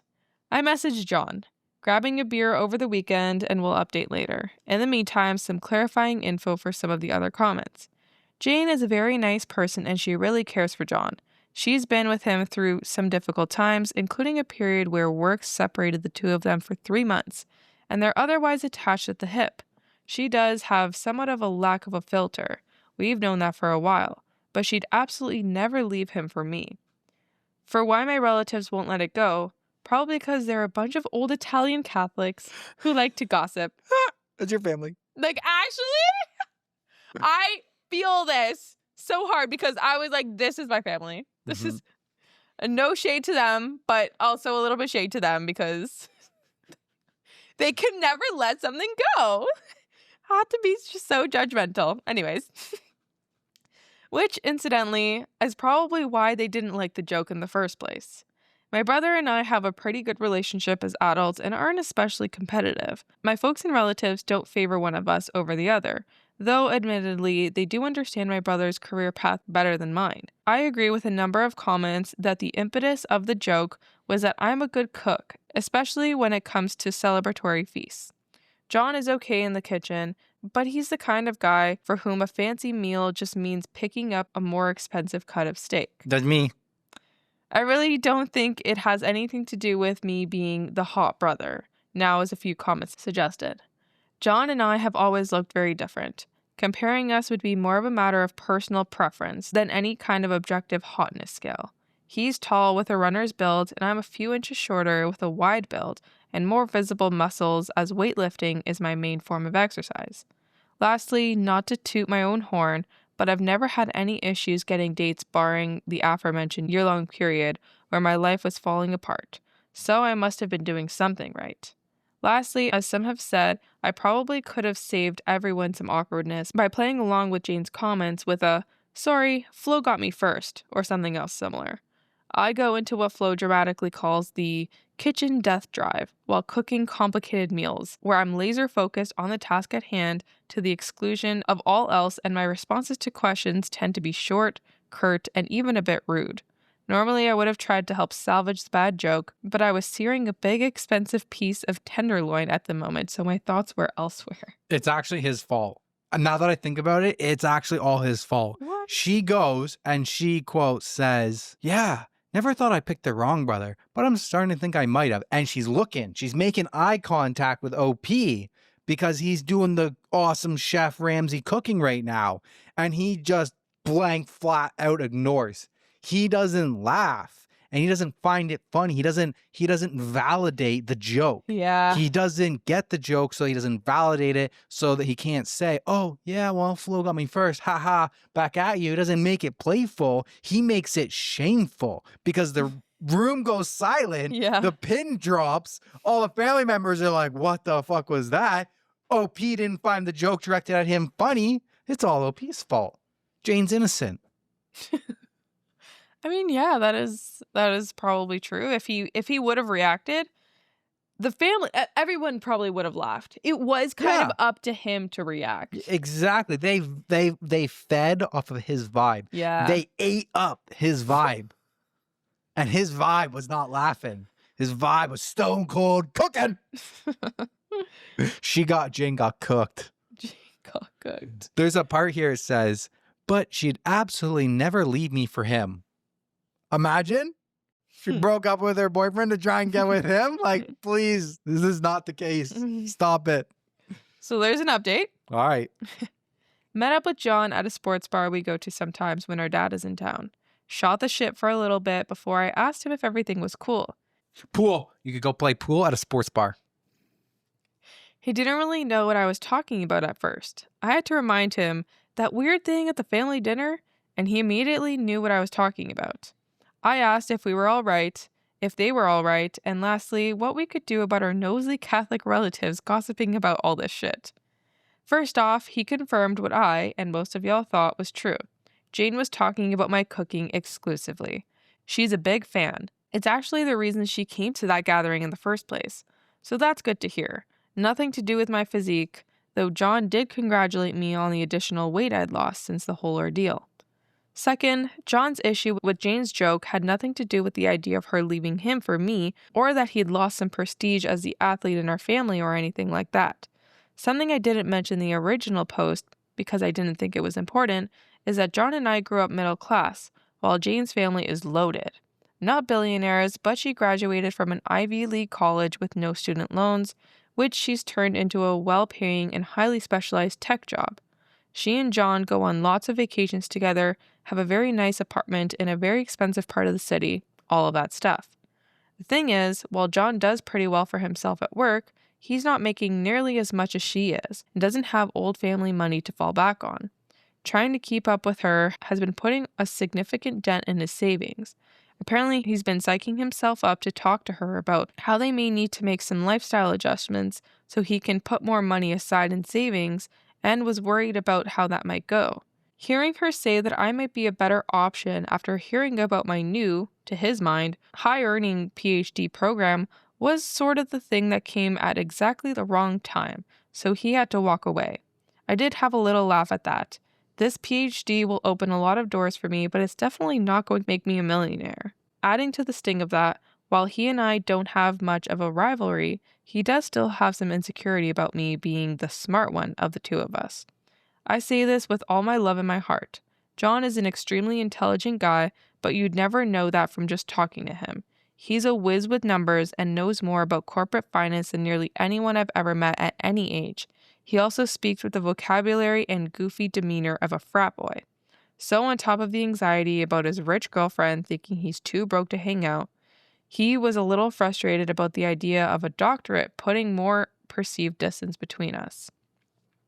He apologized for that jealousy. I told him it was fine, and if folks were giving him shit, he could tell them he wasn't going to look over their stock portfolios anymore. He said that he and Jane spoke about the money, and she took it very well. The reason he hadn't been in touch lately was because they'd been looking for a more affordable apartment to move to when their lease is up. The only thing that was left was how to handle the extended family. Apparently, John didn't know they were still on about that, largely because whenever he and Jane see them, they just talk about how Flo has too many piercings and swears too much. The gossip was news to me, so we mutually said, fuck them, and decided to continue not really letting what they say about our partners get to us. Instead, we agreed to spend more time just the four of us. And before we left for the night, John did ask me for a few of my recipes. Good. That's good. I'm happy it all worked out. Yay, happy ending. Gotta give it to the Italian Catholic family members. When they're with Ruthless. OP, they talk shit on Jane. When they're with John, they talk shit on Flo. That's what they do. That's what they do. Top comment. Fucking hell. Who knew communication and mutual disdain for nosy relatives would settle things up? Communication.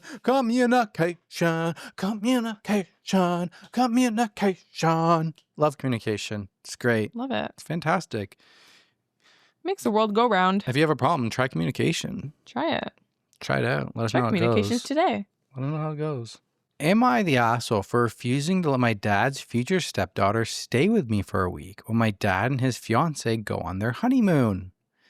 My dad's engaged to a woman named Clara, and Clara has a 13-year-old daughter, Elizabeth. I don't live with my dad and Clara. I am 21 male, rent a place with my girlfriend, 21 female. We do have a spare bedroom, and we've had family members stay with us before.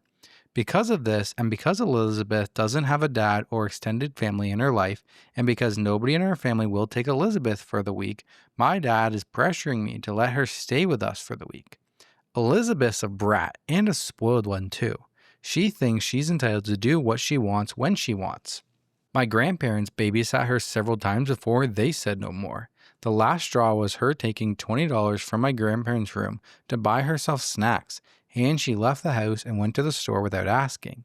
She'd snooped in the other rooms of the house before. She broke stuff in their house before, like a vase, a picture frame, and a handle of one of the kitchen cabinets. She's cursed at different members of my family, flipped them the bird, yelled at younger kids in the family, and has stolen food from their plate to specifically the younger members of the family. We've had our encounters too. When I visited my dad, she tried to take my phone after I said no and was willing to fight me for it.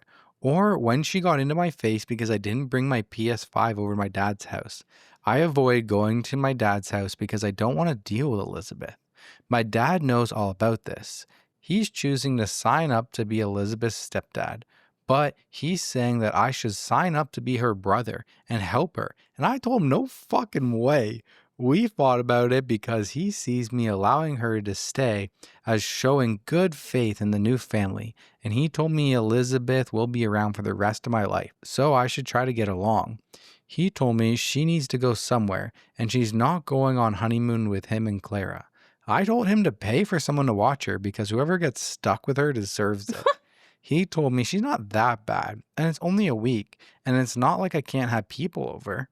My dad's not backing down, but neither am I. He's getting more pissed about it and maybe worried that he'll need to spend the money to find someone to stay with her. He then told me this isn't how family treats each other and all kinds of crap. And look, I know Elizabeth's only 13. I know teens are moody. I know she's probably got her own trauma and shit. So I'm coming here to ask if I'm the asshole for refusing to let her stay for the week my dad's on his honeymoon. Because my dad sure thinks so, and I know Claire does too. She thinks we're all assholes for not giving her daughter more of a chance. This actually has nothing really to do with Elizabeth and how she acts and everything. It's the entitlement from the dad. Him saying he's not backing down. What do you mean? He's not backing down. Buddy, you don't have a choice. Like, what do you mean? You come to my door, I'm not opening up. You're asking for a favor. What do you mean you're not backing down? Yeah. He's not backing down from being an asshole. Yeah, like, I don't even know what that means. No, you are within your rights to disagree and say no and keep those boundaries and enforce those boundaries. You have no obligation to be babysitting. And yeah, like, okay, the dad is like, oh, well, she needs to be somewhere for the honeymoon. Why does that automatically mean me?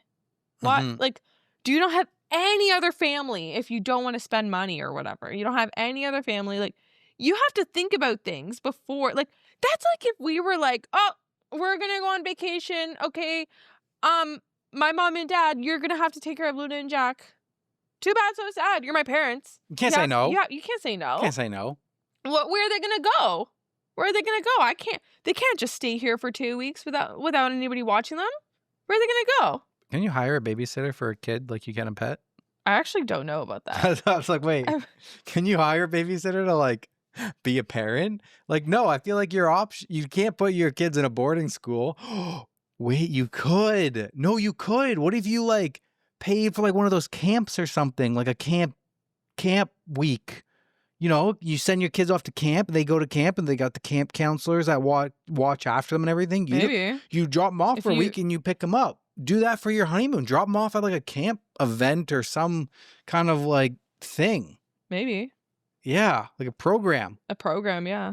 Yeah, I don't know Like about something fun for them. Yeah, well, yeah. I mean, you could make it a disciplinary camp if you want. I don't care. No, dude, Make it a boot camp. Make it like an Army cadets camp or something. I don't really care. let's not do that. But I just mean like you can't. I don't know if you can necessarily like hire a babysitter to look after your like full time. I don't know. Maybe I'm sure Maybe you you can order a can. babysitter for the afternoon. I'm sure you can give them 24/7. Just, How like, much are you willing to order a pay them? babysitter?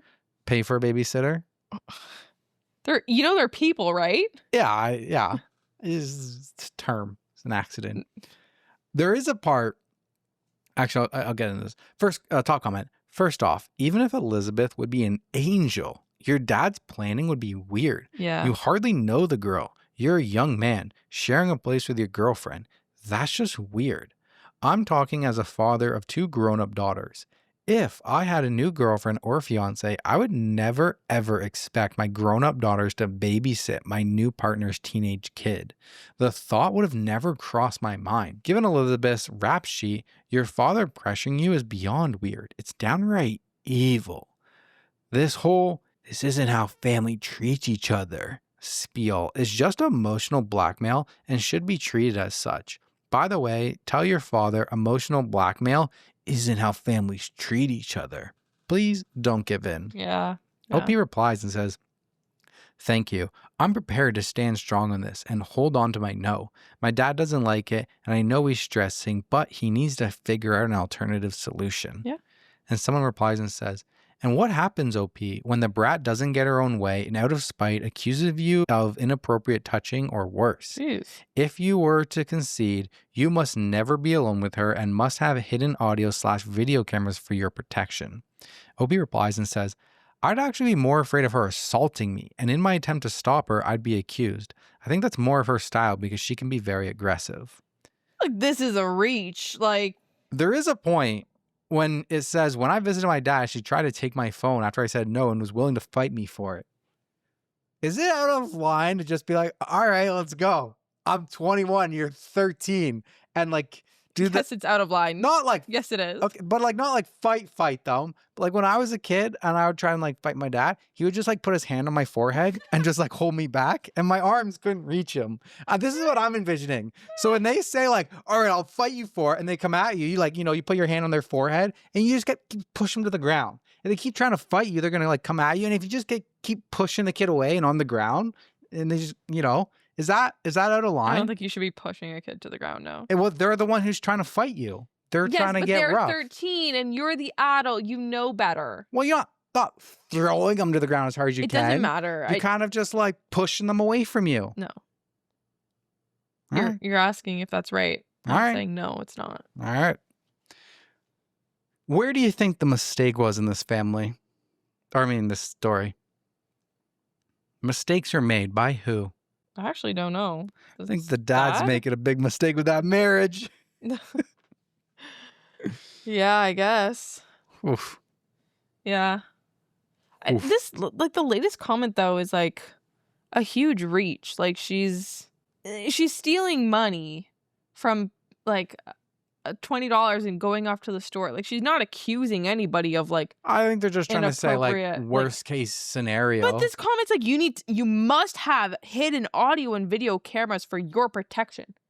I mean, it is a bit of a reach, but definitely if you do that, keep it in the living room. I'm not saying that that's impossible, but I'm just not getting that conclusion out of this story. Like, yeah. For that to have 3.9 thousand upvotes, that'd be like, yo, she's cried wolf before, like, or something has happened. Yeah, like she's made accusations. There was no for that. There was nothing alluding to that at all. So I think it's just because like the reality is it does happen now, and if it happens, and either you do or you can't prove it, and I don't know, people's lives gets wrecked from that shit. Yeah. No, I know. I'm not. It's a bit of a stretch though. Yeah. I see what you mean. Okay. All right. Back to me. Today I fucked up by accidentally becoming the villain in 40 Kids' Morning. Yes, I'm here for this. Let's go. I'm a school bus driver. Did he push him to the ground? You're great. One at a time. Stop it. I'm a school bus driver, and today I fucked up. This morning, everything felt smooth. I started my route on time, traffic was light, and every stop went off without a hitch.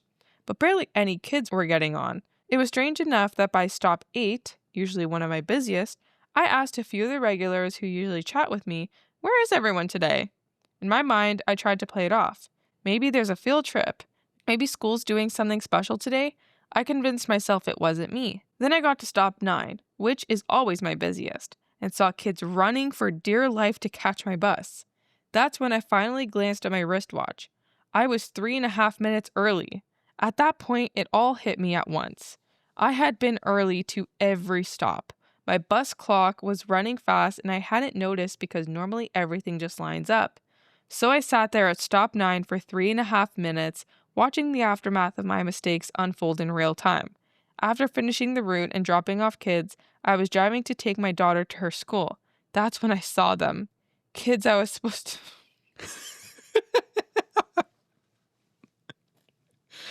Kids I was supposed to pick up. My kids, walking along the sidewalk of a major road. They looked up at the bus as we passed. The expressions weren't confused or angry. They were haunting, like they'd been left behind and knew exactly who did it. The worst part? So did I. Why wouldn't you stop and get them then? He was dropping off his kid. Okay. Like that was no longer the route. Like, I don't think as a bus driver you can just pick up kids if it's not like in your contract. It's too late. Well, if they're the kids he's supposed to pick up, I think so. But I feel like it's too late to go back to those stops to see if they're there. How do bus drivers make sure they're at the same time every day? I know that must be so stressful. He was only 3 minutes early. That makes a huge difference. Isn't there like a 10-minute window? What? I don't remember what the bus time was like. Oh, my bus? It was there and gone. How does the bus guarantee that it's going to be there? I do remember sometimes where the bus would sit at a stop and we'd be like, "Hey, why are you waiting?" And she was like, "I'm early." Yeah, actually mine would do that too. They're like, "Yeah, we're early. We have to wait." And I was like, "Oh, okay. That makes sense." Yeah. But I'm like, how do they make 3 minutes? He's only 3 minutes early? That's not that early. No, but it is though. Like, it does make a difference. I feel like you should be 5 minutes early. I guess, yeah, if you are, like, you're supposed to be there at 8:30, get there at 8:27. Okay.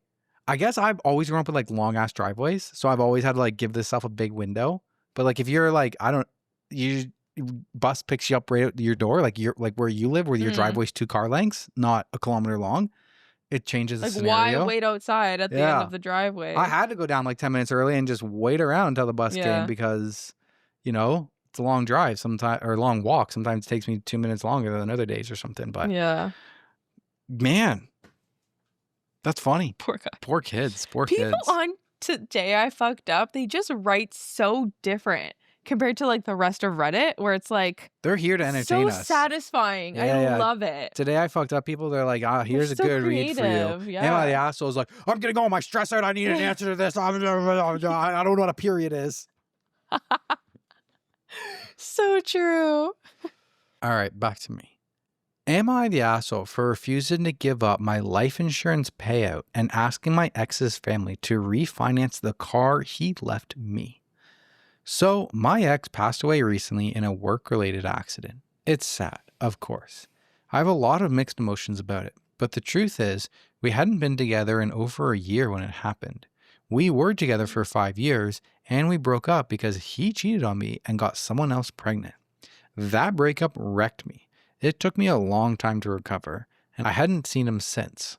After the breakup, I went no contact.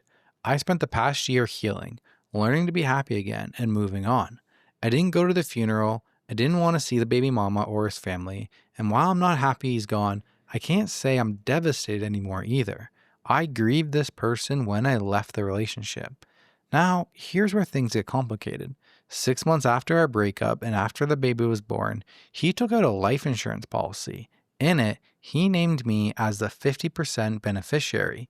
His mom and the baby mama each got 25%. I didn't know this until the insurance company called me.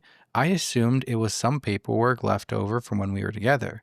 But nope, this was a new policy, dated well after the breakup. That means this was his decision. At the same time, there's a car. He financed it while we were still together, but it's under my name and credit. I begged him for over a year to refinance it, to the point The only reason I ever contacted him was for the refinancing of that car. He never refinanced that car. I doubt he was ever going to. Now that he's gone, it's still tied to me. The car is sitting in my garage, and his family has reached out saying the baby mama needs it for work. I told them, fine, you can have it as soon as it's refinanced and no longer on my credit. I will gladly sign over whatever papers they need, but I'm not going to risk my credit on people I don't trust to make the payments.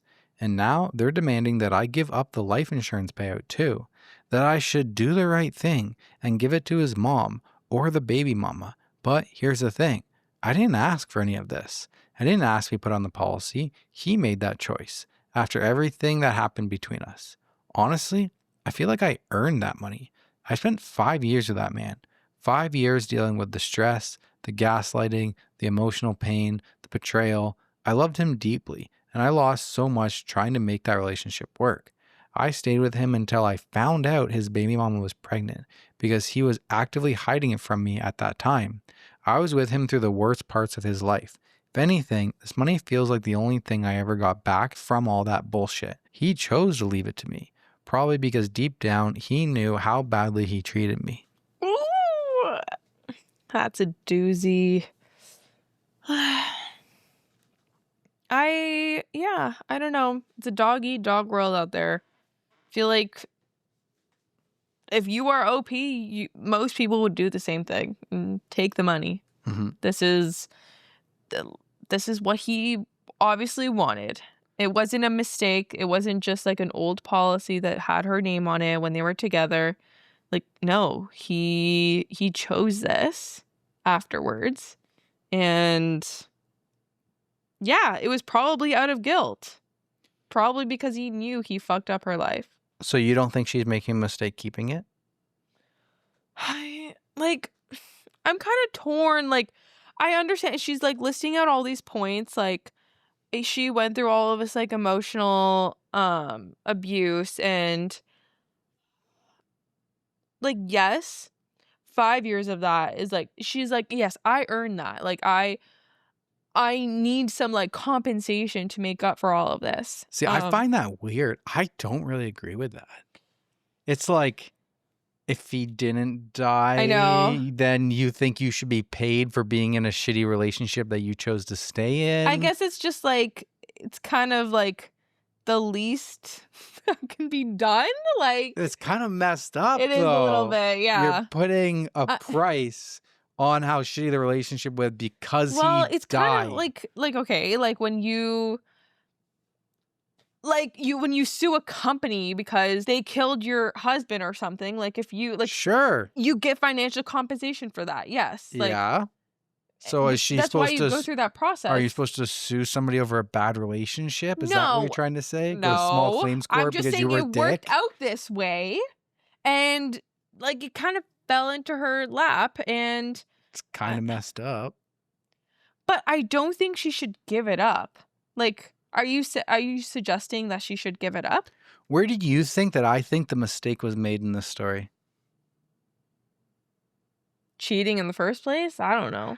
I think the mistake was, why did he leave 50% of it to her? I know it wasn't a mistake. I know her getting the money was not a mistake, but I think him leaving the money to her was a mistake. Like, you just have this whole guilt trip over how you treated her in your 5-year relationship that you're now signing off a portion of your life insurance policy. How would you feel if I passed away tomorrow and you found out that 3 years after we started dating, I have 50% of my life insurance policy going to my ex? Yeah. It's crazy. And yes, but it's totally different. Yes, for sure. But I think he had a kid to take care of. Yeah. No, that's... Why do you have 50% of your life insurance going to your ex when you have a kid? We know he's not an angel. He's no saint. He is a piece of shit. Yeah. Who cheated and got someone else pregnant. He just made mistake after mistake after mistake. And then he only gave his baby mama, and was none put aside for his kid? Like, shouldn't a bunch of that like been put aside under the child's name? Who got the other 25%? His mom. Oh, his mom. Interesting. Like, shouldn't his life insurance policy be like 100% under his kid's name? I don't know. I don't think so. No, I Or don't, like 50-50 between baby mommy and the kid. I don't know. But it is messed up for him to be like, yeah, screw my kid. Yeah, I thought that's where, to me, or I'm like, not only did you make the mistake of like cheating and stuff, but like I found that like that as a mistake of like, why did she even get life insurance money? Yeah. Yeah. So top comment, not the asshole. It's your money in your car. I'd block them and move on. Yeah. All right. That's all we got. Mistakes were made. Many. Like when Teresa told you about that ick that she has about me. That was supposed to be behind the scenes thread talk, never to be talked about. We don't burp. We don't poop. We literally We're just talked about gods. the one that just got released. I talked about burping, and I literally talked about my Zio bribing me to go a year without burping at the dinner table, and he would pay me. I'll pay you. I'll pay you to go a year without burping. At the dinner table specifically. I'll pay you to go a year without burping during the podcast. I'll pay you in kisses. Not good enough. One extra kiss a day. I get those for free. When it's bedtime before we go to bed, I'll make sure to double peck you. Not worth it. Wow. Okay.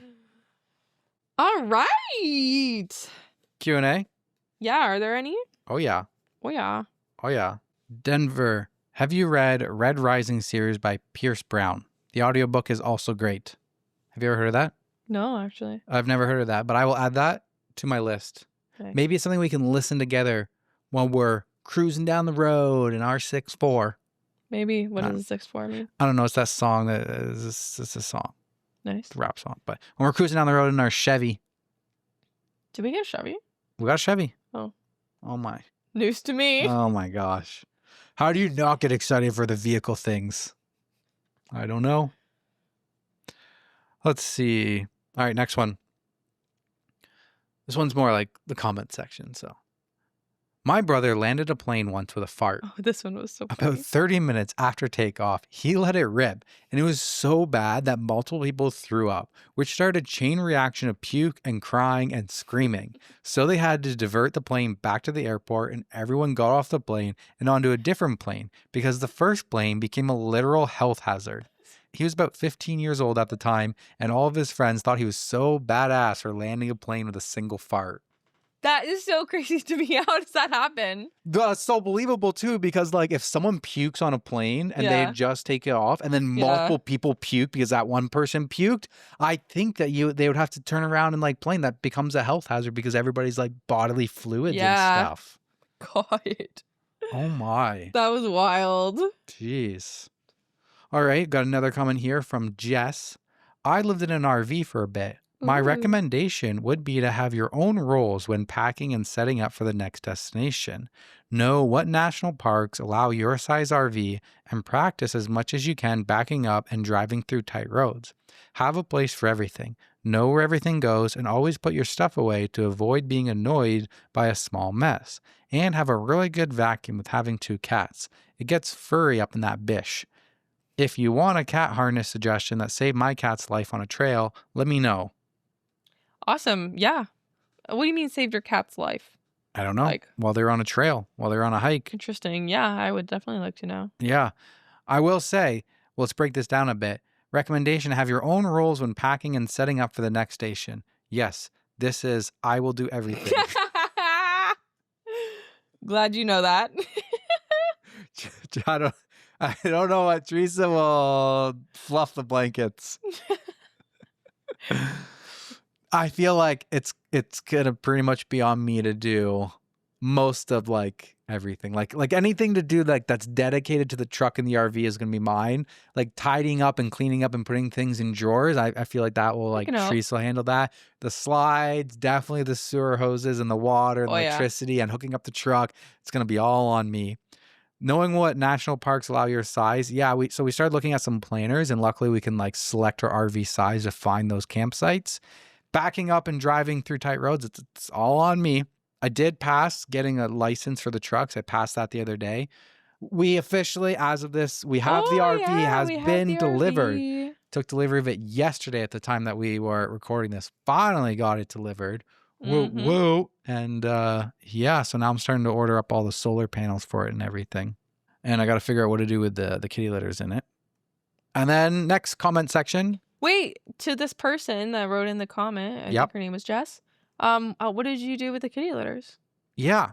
What'd you do with your kitty litters? Because my plan is to cut a hole and put it into the storage bay. And if you guys want to see any of our RV videos, Teresa and I have made an RV walk-around video showcasing our new home. So if you got... Bless you. Thank you. Sorry.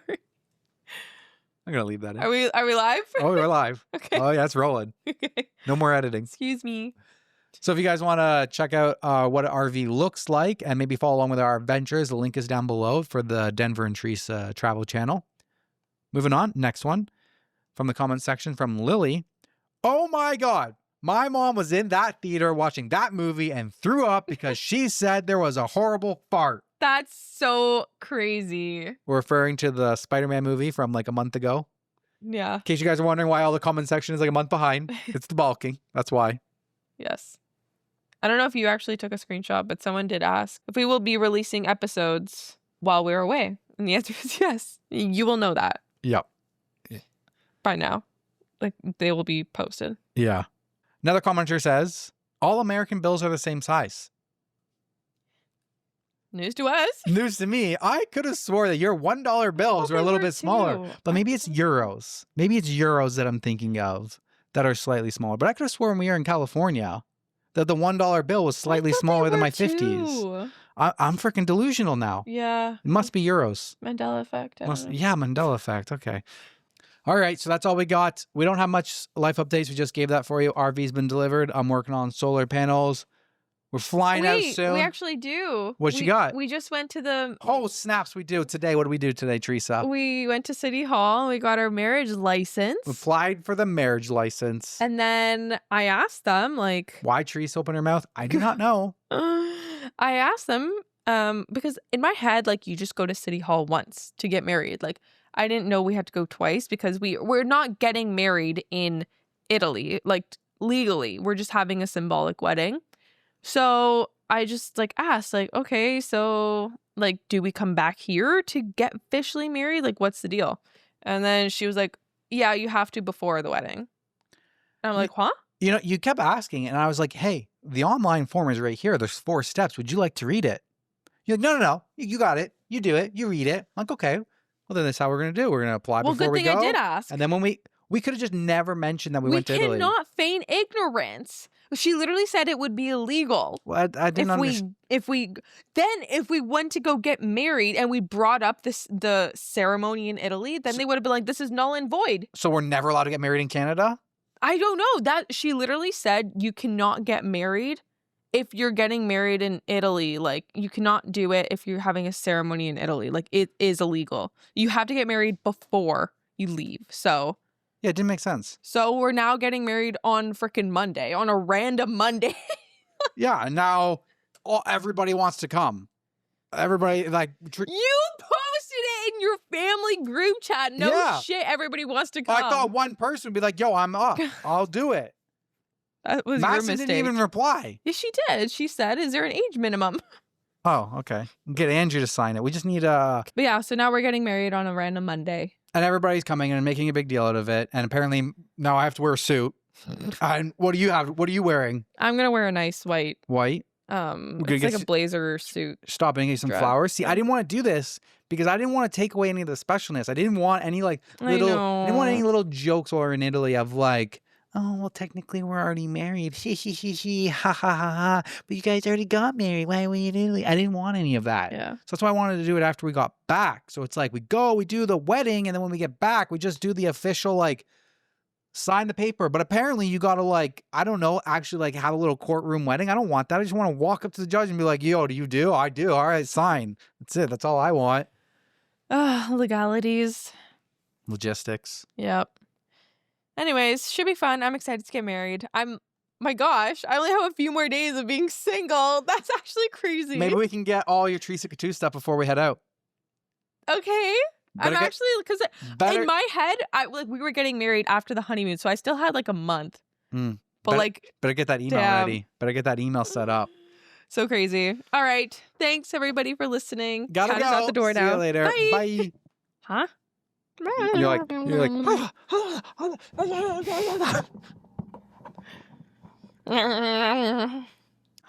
don't have water. Back to me.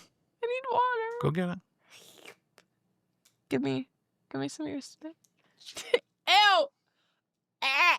I'm gonna fucking yak. That's what you asked. That was disgusting. Literally what you asked for. Oh, Wait. To burp, I didn't come up. And infuriating. Infuriating.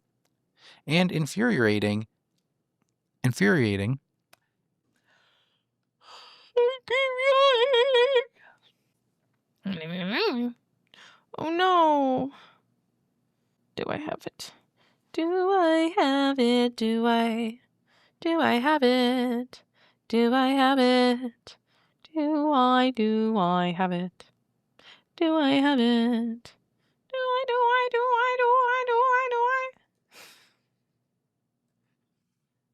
This is not going in bloopers, by the way. Why? I'm not giving you permission to do so. Why?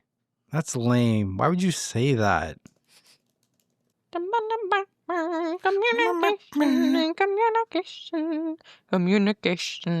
Communication.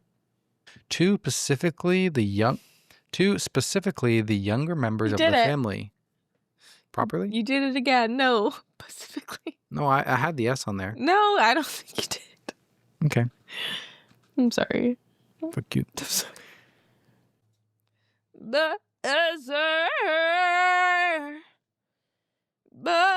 Buzzer 3249. 3249. Okay, go.